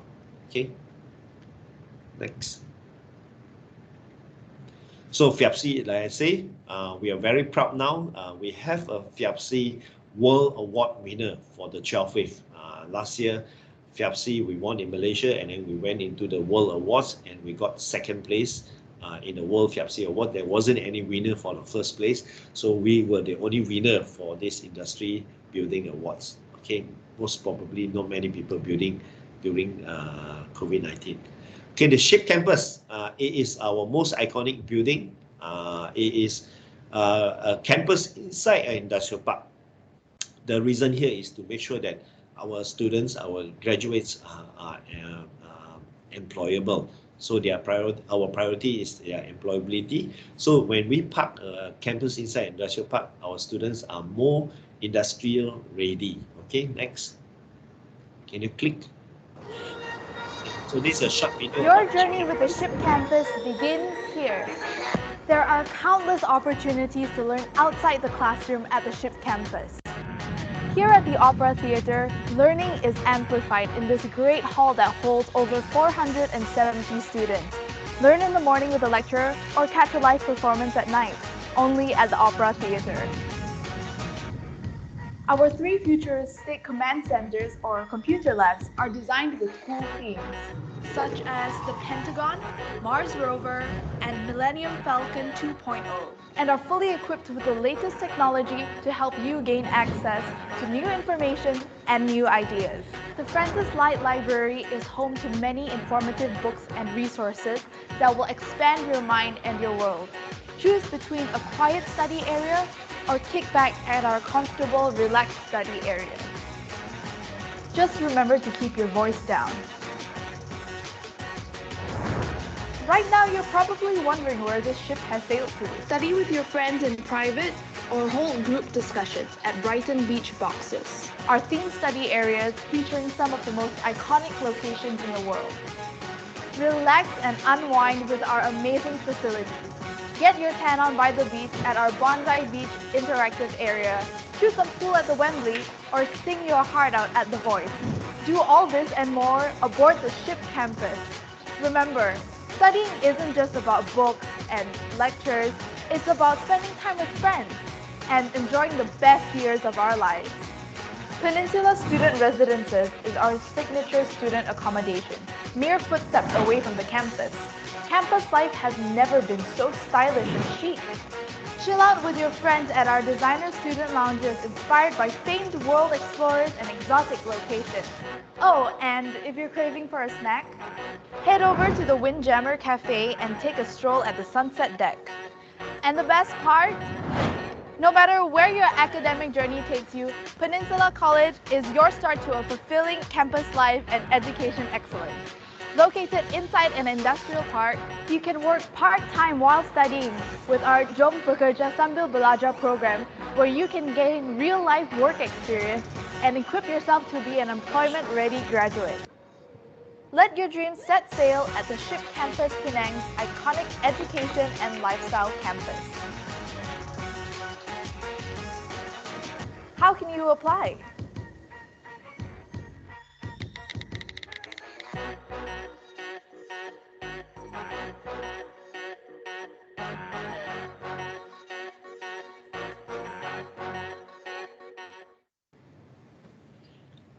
So maybe I think after this, some of you would like to apply to do their degree, not degree, I'm sure most of you got your degree. You can apply to do your master's part-time over in the SHIP campus, or even tell your loved one that there is such a campus in Malaysia, teaching in a working environment and making sure the students are relevant to the industry. Most of the students, while they are studying throughout their 4 years, 2 years diploma, 2 years degree, they will be working part-time in the industry surrounding us. So this is the first really a campus that has been talked about with TVET type of education inside it, so that by the time you graduate, you actually already have working experience. You will get better pay than any of your peers outside there because you are inside the industrial parks. But inside industrial parks should not be really boring. It should be more interesting. So you can see all the gyms and actually have nice changing room and cool working environment. So over there, we also create this entrepreneur growth hub for startups and businesses to have their office there to use the facility inside Batikawan. So we become a facilitator, or we call it a catalyst inside industrial park, where people come and enjoy the facility at the same time they get their future employee from us. We become their employee suppliers. Okay, so that's how we look at it. So next slide, please. Okay, PKTNs are all free use of the gym as well. So the next project that we are pursuing is this One Northern Hub. One Northern Hub is in Bukit Kayu Hitam. Again, in order to create a hub, we are no longer just a logistics business only. We also need to create life, like what we did in Shah Alam, because Shah Alam side office is also, there is a gym here, bistro, cool pantry and whatnot. So a lot of people after work, instead of going home, they actually go to the gym. Can you play the slide again? Okay. So this Bukit Kayu Hitam consists of 3 elements, which is the Blackwood Complex, which is like a R&R for the last stop. When you want to go into Thailand at the border, that will be the last R&R for you to go to the Blackwood Complex. Downstairs is all F&B, shopping, toilets, prayer rooms, petrol station and whatnot. Next to it, okay, can you please click on the next slide? Not next slide, sorry, next. Oh, can you go back one slide? So there are three elements here, sorry, just introduce again. Blackwood Complex is the R&R side. Blackwood Forest is all our warehouses. This is our 5th generation warehouse. And then Inland Port, 3 elements inside Bukit Kaya Hitam ICD. Okay, move to the next slide. So as you can see, every one of our construction, we have an iconic building. So the one in Bukit Kaya Hitam, we decided, you know, it need to be still go back to Malaysian and nice. So Rumah Kampung, actually, Rumah Kampung Tang 12. We decided to build it, conceptualize it over Rumah Tang 12. Traditionally, when you see the Malay house, actually, you look at it, it's like so simple, but in actual fact, they already consider green element and sustainability inside when they construct their warehouse, their house. Remember, in a Rumah Kampung, they actually capture a lot of water. They put it into their pergi, and then they shower from the pergi. So that is what we are trying to do now as a modern building, capturing the rainwater and then use it in our toilet and so forth. You know, and also in a traditional Rumah Kampung, you see it's very airy. It's elevated, then the airflow is very nice feeling inside. So they already thought about it in a long time traditionally, but we are now doing it in our warehouses and also our office building so that we will be certified gold. So this is how genius or Rumah Melayu before. Okay, next. So that's how we came up with the concept Rumah Tang 12, okay, for our Blackwood house. Okay, next.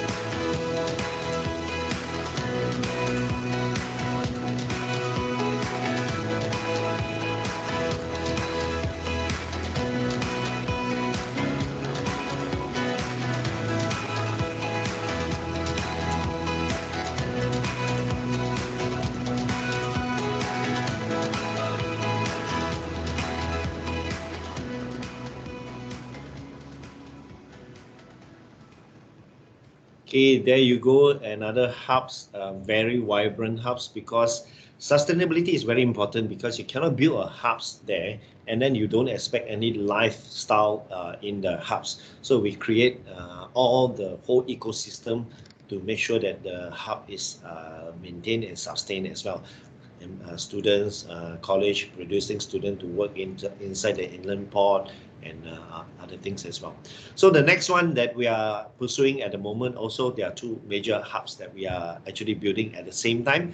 One eastern hub is in Pulau Indah. This is our JV with Daiso. We call it the Daiso Global Distribution Center, 6th generation warehouse, very a lot of thinking into in terms of wind factor, how to capture the wind to reduce the temperature further by another degree. So every single time when we build a warehouse, we keep on thinking how to reduce the temperature by another degree. Okay, this is the epic one in terms of how we construct this warehouse. Very, very cool, because they have a lot of wind to capture the wind factor, and the location of it facing the wind coming from what direction, and the sun movement and so forth, all are considered into the construction of this warehouse as well, and also natural lighting, natural ventilation and so forth. So this is the Daiso Global Distribution Center. Next. Half of the warehouse is automated.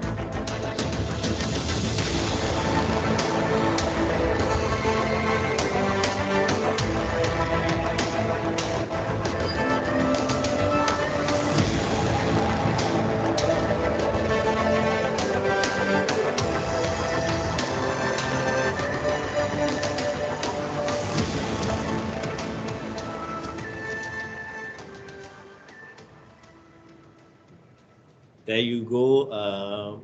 We don't want to talk too much about this warehouse. Of course, the landscape will be very unique as well, with the philosophy of is the glacier. So a lot of people will be asking question why there is a glacier in Malaysia, meh? So there's no glacier, but if nobody talk about it, and then it is not a brand.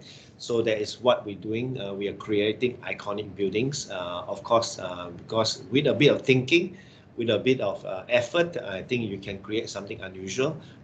Malaysia also boleh. It's not to say that we cannot. We can do something different. Okay, so we have come up with many iconic buildings in Malaysia. It is all sustainable. Don't think that it's not making money. It's sustainable because it's all green warehouse with just a bit of thinking, a bit of coloring, and a bit of different design and story to tell. Actually, it becomes brand as well.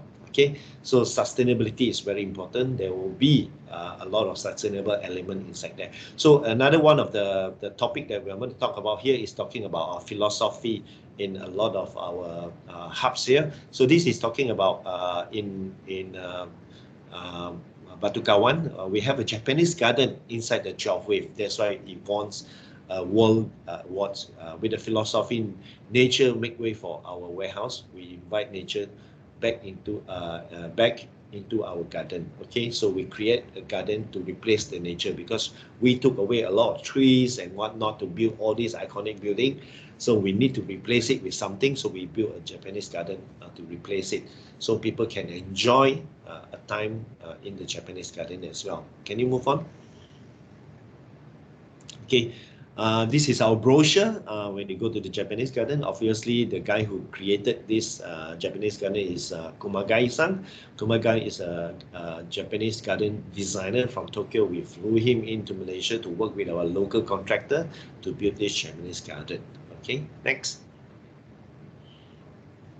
Okay, next, these are all pictures, nice pictures for you to have a look, and you are welcome to visit the 12 Wave. There is a tour. Just go to our website, click for the tour, and then just pay for the money, you know, and come for the tour. All right. Even have a paddy field inside there. All right. Okay, according to the Japanese General Counsellor, he said this could be the best Japanese garden in Malaysia. So we don't do things for fun, we do it passionately. All right. Next. Okay, like any other warehouses, now we are building all our warehouses with solar roof on top. These are one of the warehouse in the Wave in Shah Alam here. Next, solar car parks. We are using solar car parks. We're doing a lot of natural lighting, natural ventilation in our businesses as well. Continue to move on, please. Yeah, rainwater harvesting, very interesting. Harvest the water and use it back in our toilets. And we also have even the smallest things. We have this sustainable toilet program where our people, our staff clean our own toilet, not the cleaner. The cleaner only refresh it once a day. After that, every time you use it, you need to clean it yourself. This is sustainability. All right. Next. And for students, we believe in teaching in a working environment, bringing institution closer to the industry, to provide quality graduate and getting them industrial ready. Next slide, please.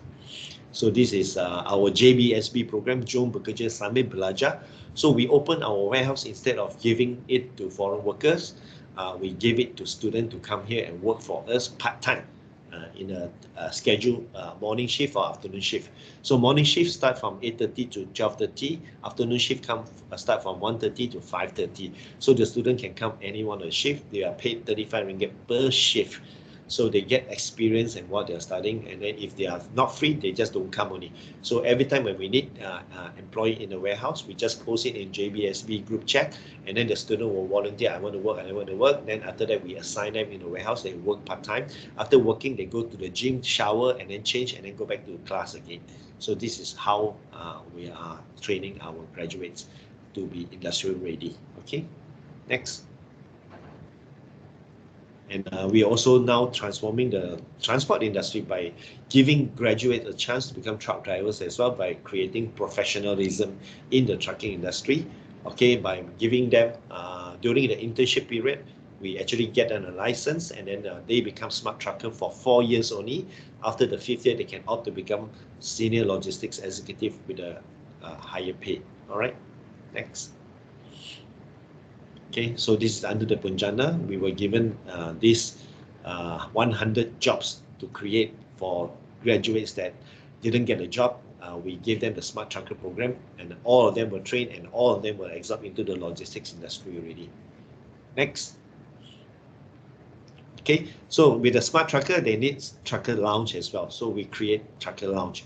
As you can see in the earlier slide in Bukit Kayu Town, the Truckers Lounge now become Mars Golden Lounge standard already, higher and higher standard for the truck drivers, because we are employing no more uneducated truck drivers, we are employing all educated truck drivers. Okay, so we need to treat them like a professional as well. Next. Okay, so like localizing the employee, because if you take foreign worker, then they will actually bring back the money to their country. But if you help the housewife here, empower them back to work, that actually helps a lot of things, solve a lot of social issue in our communities here. A lot of them actually have single income, and even the wife, actually some of them are graduate. Once they married, they have no chance to work back again, so they actually stay at home. But if you give them a flexi working environment where they can work morning shift 8:30 to 12:30, when they send the children to school 7:30, they work at 8:30, then they can actually come and work casually, morning shift only. Some come afternoon shift, the children study in the afternoon, so they can do that. So at the end of the day, they get salary. We pay them every Friday cash so that they actually can use this as their pocket money to buy groceries and whatnot. So the household do not depend on single income, not two income. Not only that, then we empower women back to work again. Okay, so then once they come to work, their confidence is back, and they actually can become more successful in the society. They probably become doing their own business when they have some income and whatnot. Okay, very successful program, this one. So now we also introduce this Jom Bersara Secara Sembilan. Even you retire, you actually can come back to work as well, so that we don't want to depend on foreign worker at all. Okay, so we have a lot of source of our employment. We get from housewife, we get from student, now we get from the retiree program as well. So whenever the MNC customer come and visit our warehouse, they will go through and they will see every one of them. The red jacket vest is student. The one in yellow with Abib is housewife. So they really appreciate that. They value you higher than the rest of the people, because if they go to another warehouse, they see all Bangladesh workers inside there, then they get like, oh, okay, you depend 100% on foreign worker. I'm not doing anything for the society in Malaysia by doing that. If you come to Malaysia, you don't localize anything, we give you incentive, you come invest in Malaysia and you don't localize anything, no benefit for Malaysia at all. So what's the point, you know? So this is very important for the MNC. So when MNC saw we can do that, so they prefer to give it to us rather than give it to another logistics provider that giving all the worker are foreign worker, nothing for Malaysia at all. Okay, so next.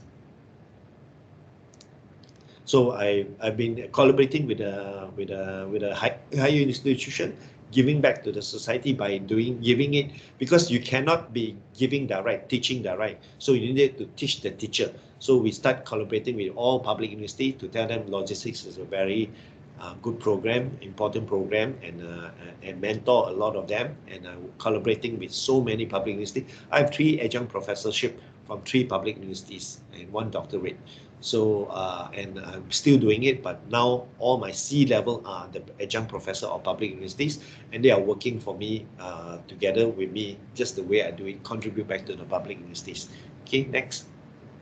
And polytechnics as well. So this is the polytechnic side. That's where I know about TVET education, very important. Next. Okay, we're giving scholarship to a lot of poor people to study logistics, because we believe logistics has a better opportunity in the future. Next. Okay, and again, adjunct professorship starting from UUM, UITM, and so forth. Sorry, this is wrong slide. Next.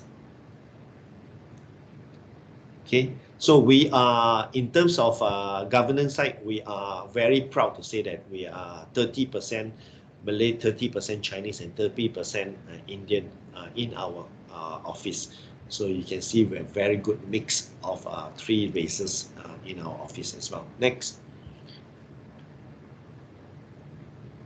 Okay, women participation in our board. So we have, out of 6 board of directors, 2 is lady, including a chairman. So I will say that chairman got extra work, maybe 1 more percent, you know. So it's like 42% vote in our board of directors. So we are well governance. Okay, we have good women participation in our board members. Okay, next. Okay, so we also signed this anti-bribery and anti-corruption statements and so forth. Okay, next. So all these are talking about the governance. We don't accept gift above 500 ringgit, all must be declared and so forth. And we don't give away gift more than 500 ringgit as well. Next. Okay, so that's it in my presentation. I bring you back to my mission statement again, because what I have told you at the beginning and at the end of the day, after I present to you, is to show proof that this is what we are walking our talk. Okay, with that, I would like to conclude my talk. Thank you very much. Maybe some Q&A, or I don't know. Thank you. Thank you for sharing your journey with us. That was so inspiring. We had a lot of oohs and ahs in our room here. There's a couple of us.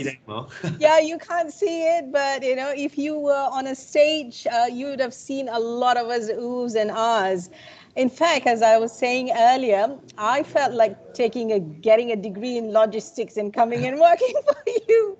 That's really inspirational. Which Okay, hub would be your preference? I think I'd like the northern one. Northern hub, all right. Yeah, Okay. the northern hub. But I do like the ship as well. That was like a really nice. And then we were saying one of your hubs, probably if it got flooded, it will float away like a ship. You might have done something. And the architecture. At that time, they are saying the ship campus is like the Noah of art. Noah Ark. Noah's Ark. All right. That was really nice sharing. So I did caught on. So we do have some questions, but I caught on something on your earlier speech, and I think it's very relevant when you're talking about SME, which is you had to take an idea to your father. Yep. Now, that was very interesting because a lot of SMEs have an older and younger generation. How do you balance that? And what's your biggest challenge when you're pursuing sustainability? Oh, we don't start straight away. Like I show in my presentation, the ship was so, and then the wave was a big green element. We start getting traction, customer coming in, MNC customer aware, they come for tour and visitors. All these are proof of a result. So when you pursue something, you start small, and then you get a result. So my father saw it, and then he also liked it, and they say, oh yeah, we are getting MNC attention now. People come and visit us. We tell them the story. So me and my father works in a very good way. At the beginning, there's some misunderstanding, of course, like any parent, second generation. But I always advise when I give this kind of talks for the second generation, please treat your father as a CEO rather than your father and in office. Because if you work for CEO, your CEO don't like something, you make an effort to explain to him and justify to him. But if you treat him like your father, you expect your father to know you very well. So no, it doesn't work this way. So you need to go back and still treat your father like a CEO of the company and explain to him clearly. Otherwise, he cannot read your mind. So that's how we do it. So every year we brief him continuously what is the progress of the company. So it's getting easier and easier as it goes. Yeah. Okay. Any other question? Yeah, we do have an interesting one. Do you have any branch or hub in Sarawak? So I just had to quickly ask you that. We just started small business in Sabah. We are looking into, in terms of sustainability, you need to have a business first. All right, and the business is scalable. If the business is scalable and there's an opportunity, we will invest into Sabah and Sarawak. Okay. And then slowly growing the business and so forth. We just started in Sabah and Sarawak. So, by all means, I would say if we grow bigger there, then one day we will open more hubs over in Sabah and Sarawak. Okay. Okay, so the next question is actually on your newest venture, which is Daiso, and that's a Japanese company. So you built that together. So was there a lot of knowledge transfer in terms of ESG? Because you were talking about wind and even the structure looked very different. So there are some policies, I suppose, that goes on into that architecture? Yeah, they give us the terms of reference sheet in terms of what we need to pursue. Okay. So, of course, I do not need to go through all of them. It's not a learning curve for us because we already pursue that idea from day one itself. So our interest and their interest is matching. So they talk about a lot of things in terms of green element, in terms of employability, what type of where we find our employee, and if we do automation, and then what will be the impact on the society here, how much automation should we invest in, because the more you automate, the less people you need to employ. So then if we employ lesser people, and then what type of graduates that we are looking at and so forth. So we look into the green element. So then they talk about, okay, we need to have self-depend on energy. We cannot, what is our government policy? So we need to reply back to them, what is the government policy on using our solar energy? Because we have a big roof, almost 1 million square feet of roof, whether we generate enough energy for us to use ourselves, But if we do that, will the government allow that to happen or not? Or they still give you certain percentage only, then the rest you still need to buy back from the government and so forth. So it is a joint venture. Of course, not easy to do deal with Japanese. Japanese take long time to make decision. They take years to make decision. We actually started off with a trial temporary GDC for almost 2 years, 2.5 years already. Wow. With them. And they testing us in terms of our efficiency level. So knowing the fact that Malaysian, if you are in a warehouse from this place to the other place, you tend to walk slowly, right? Cool, chill. Right? But Japanese don't, they run. So then we're talking about efficiency level. Okay, for the same person, or same size warehouse, one day you can do how many warehouse picking, how many container picking. So in Malaysia, we can do 3 one day, but in Japan it's 8. So how do we build our level efficiently to 8? So we need to motivate people. We need to give them a lot of big giant fan to cool down the temperature of the place, so they are not hot, they are not tired, and then all these things are. So a lot of knowledge transfer is going on. Even in the future warehouse, we are still learning from them. That is why it is a joint venture. It's not, we are not their supplier, we are their partner. All right. Okay, so we have another very interesting one, and I think it's always in my mind as well. Any move to look into electrifying trucks on the road as part of your ESG effort? We are ready. We are ready to invest into even hybrid. I think stage 1 will be hybrid first. Stage 2 then will move from hybrid to full electric trucks. We are ready to invest if they are available. Now, as you know, it's a charging station issue because trucks battery will need higher power generator, not those used at the home one. So that charging station will be an issue. We need to have Malaysian government need to commit first to build enough charging station along the whole north-south highway grid and east and west. We cannot afford the truck to be stuck in a traffic jam without battery, and that will be a disaster in Malaysia. So we can do a certain area first, maybe only in Klang Valley first, and then before we allow trucks to go beyond that when we have enough charging station. So all boils down to charging station.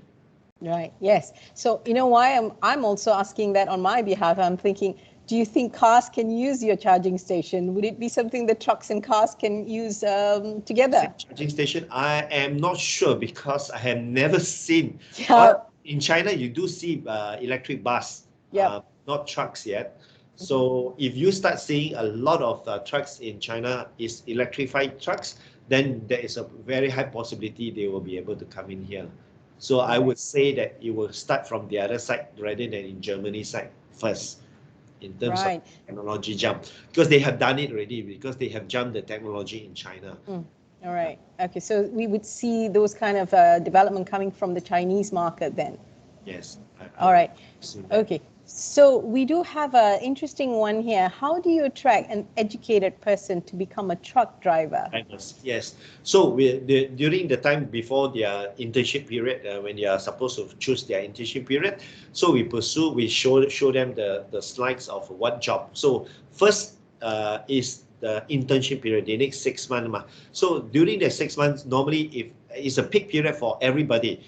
Everyone is asking for internship. So when they come here, there's not much job for them to do. But for logistics, we have warehouse job as well.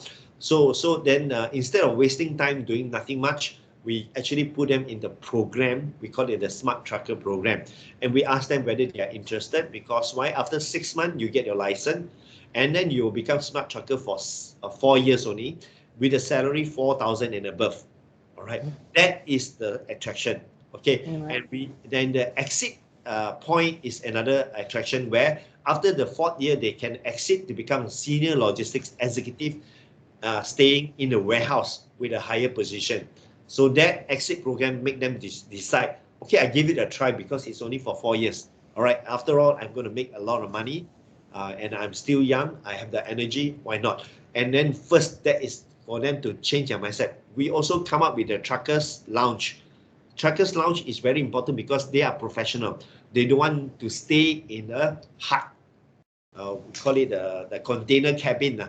Ask them to sit in there waiting for the next delivery. They don't like to be treated. They don't like to sit together with the normal truck drivers also. Because then they go back. People say, you become lorry driver. No. You become smart trucker. So they have nice uniform.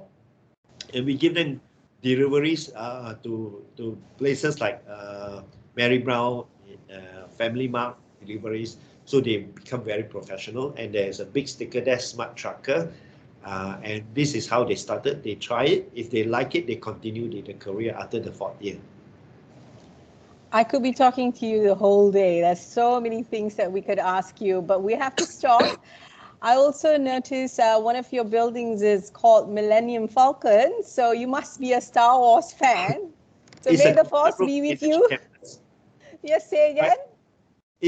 I'm a Star Wars fan, yes, but I actually creating a computer rooms. I have to think about what the new generation students will like, especially when they're playing games at home almost every day. I'm sure every one of your niece and nephew or whatever is playing computer games every day. So if you want them to go to campus and study and whatnot, you build your environment like their environment, which is like all rooms like Pentagon, Mars rover. You are inside Mars rover. You are inside the battleship in the Millennium Falcon battleship. So they feel like, wow, we are inside there. We are very, very cool. So that kind of environment may attract them to come back and study. Thank you so much, Dato Sri. What a wide and varied way of looking at ESG. It's really been so encouraging, inspirational, and lots of good luck to you. And may the force be with you. Thank you. Thank you. All right. Zoom. Zoom, yes. For the ones who are Star Wars fans, Zoom. Okay, right. All right, thank you. Bye. Okay, so we have our next speaker waiting for us already. But before that, let's do the housekeeping again, which is the Slido code is there. Can you scan the code or go to slido.com and enter the code for any question you'd like to have for our next speaker. So our next speaker is also very interesting, from a very interesting company, JB Cocoa. So when I first talked to them, I said chocolates. They said, hold on, it's Milo. So I was like, oh, okay, so you are the guys who do the cocos for our Milos. So they said, yes, so it's quite exciting. Vincent, you're already online, so please start your questions. Your presentation. Thank you very much. Okay, thanks. First of all, maybe I share my slide.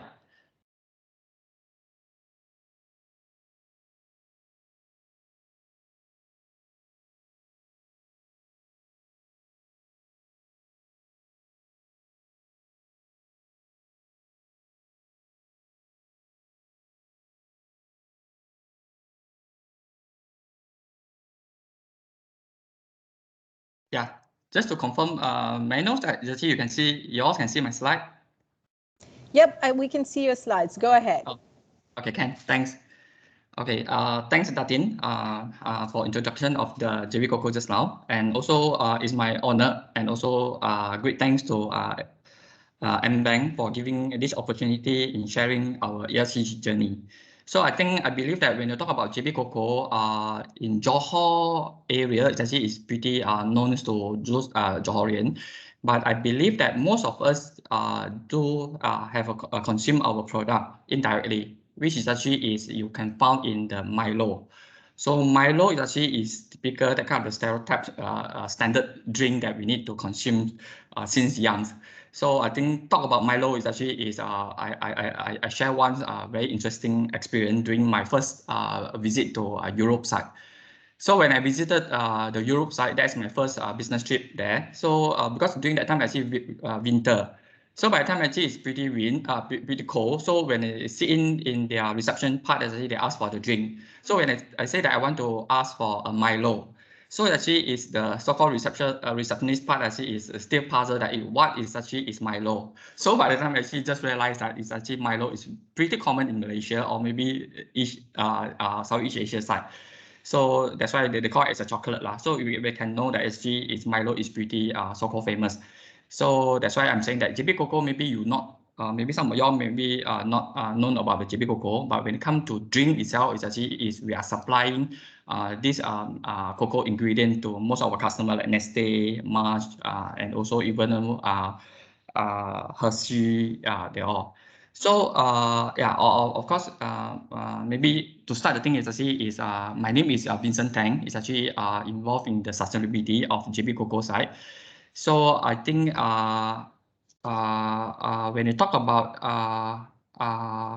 I talk about the sustainability part. Actually, I share the same experience with Kausalya just now from SME Corp, which actually when we do the sustainability, it's like you are in the when you involve in the sustainability, actually you are in like in the midst of studying or do a lot of literature. So like you are doing your PhD or master study, because actually for sustainability is pretty dynamic. If let's say look at the past, they talk about the corporate social responsibility. Then after that, actually they involve into this sustainability. So now actually pretty specifically into this ESG, environmental, social, and governance part. So I think to SME part, when you talk about sustainability, I think the key driven for them to understand the sustainability, I believe that as long as they aim for make sure that their business is sustainable. So I think that is the key driver that they should think of doing the sustainability is allow them to sustain their business. That is the ultimate thing that they can correlate with the sustainability lah. So this is what I can share. So I think when talk about sustainability or specifically on the ESG is a new norm in today's business.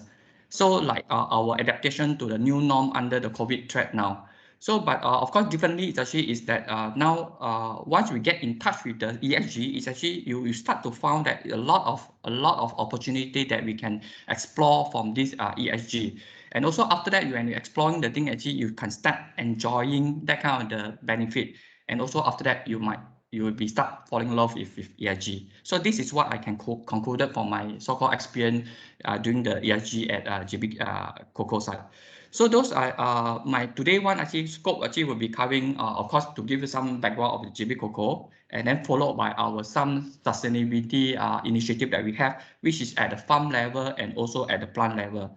So I hope that actually today my sharing actually able to provide you a useful info to inspire you, and also is actually to join us to be a responsible corporate. So yeah, I think that is my thing. And I think prior to start sharing my journey, I think let's look at these two quotes. I think first of all, it actually is, of course, as a SME or whoever doing the business one, I think important is actually is we need to make sure that the business is making money. But sometimes actually is we are over focusing on making money, that kind of the aspect, but neglecting those at non-financial aspect, then it may be drag down your business. For example, in on or off, sometimes actually we can see that news in the so-called in the news like saying that actually some of the CEO or some actually is being the director actually being so-called jailed, that kind of thing, because of they are illegally discharging their wastewater or illegally discharging of their waste. So all this one or some actually is like I think highlighted before this one of the speaker also actually is some of the wood actually being barred to be imported into the European side or the US side because of the forced labor issue. So all this one actually is a non-financial indicator that to show you that it's actually that is aspect that actually we need to really take care also. Otherwise, actually, if let's say that's why I'm saying that it's actually when I'm sharing this the first so-called the first quote is actually is if you really think that the economy is more important than environment, then maybe you try holding your breath while you are counting your money. So I think that's a very famous quote by Dr. Macpherson, a scientist known for his idea for the near-term human extinction. So this one you can feel that kind of the why actually he come up this kind of quote is actually sometimes actually we are really busy with our so-called doing business, but we overlook a certain thing. But by the time actually when you really feel this kind of the essence from this quote, actually you know that it's not that way. So it's you got to be so-called in the balance one. The second one actually is like maybe I say example is actually is when we're enjoying our banana. Then after that, actually after finish your banana, you throw away your banana peel on the floor. So the next minutes or the next hours, actually you come back and then accidentally slap on the thing. So what happened? So padam muka, you fall. So that part actually is we start to think of it. We believe that actually when we throw the thing in out, we throw on the floor, actually somebody will be the cleaner will be help to clean out the thing.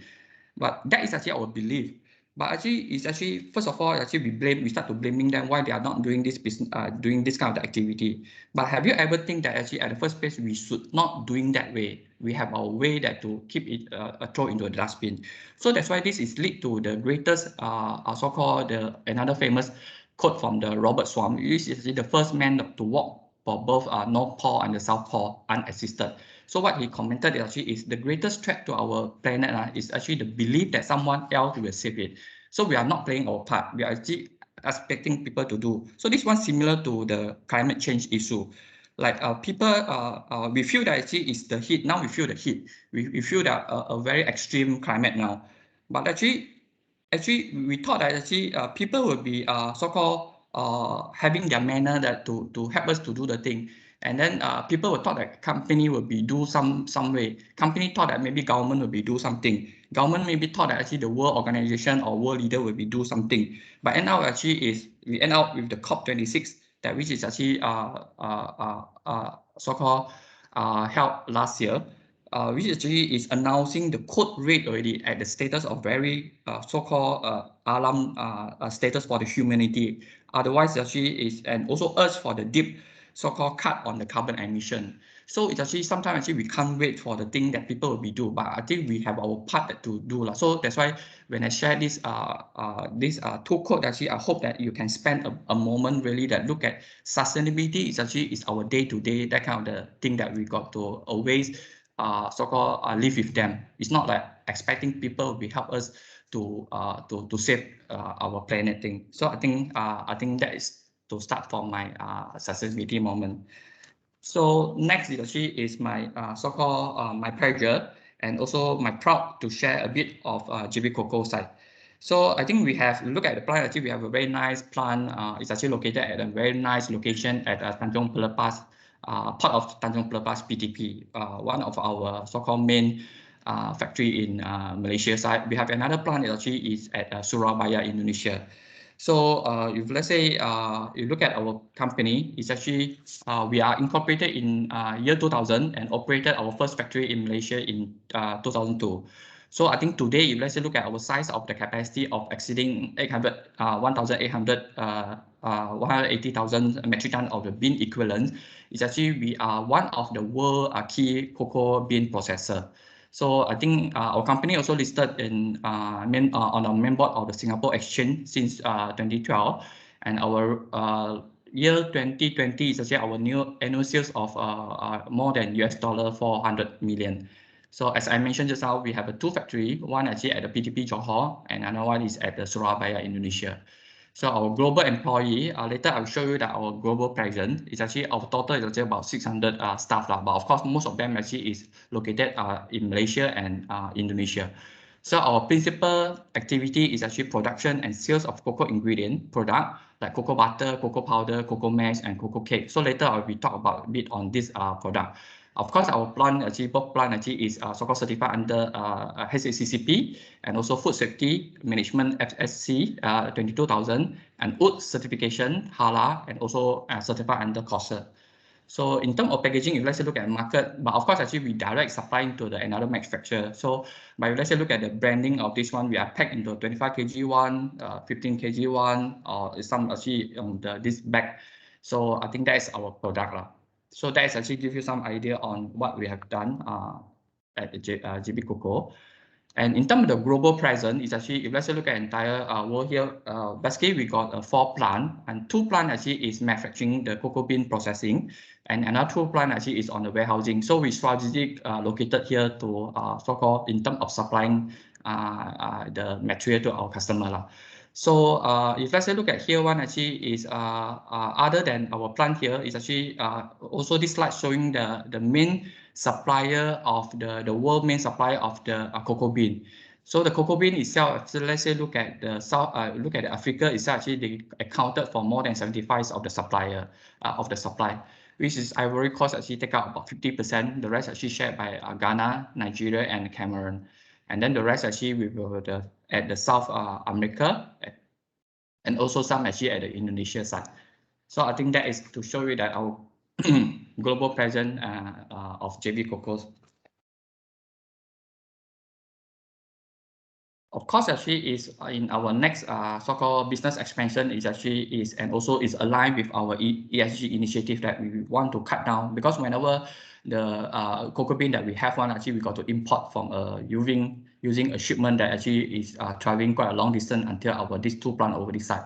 So if let's say look at environmental point of view, is actually not so environmental friendly. So that's why we have a plan that to have another plant which is under construction. We'll be commissioning another 2-3 years time. So that would be near to the source of the bean supply side here.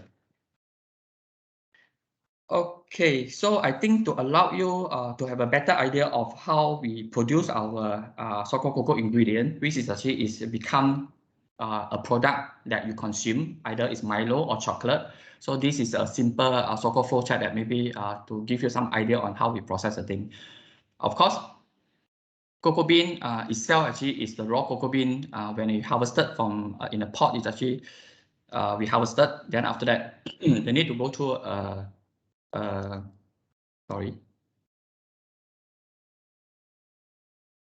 they need to go to a fermentation. So after fermented the thing already, then it's become drying out the thing and become a raw bean.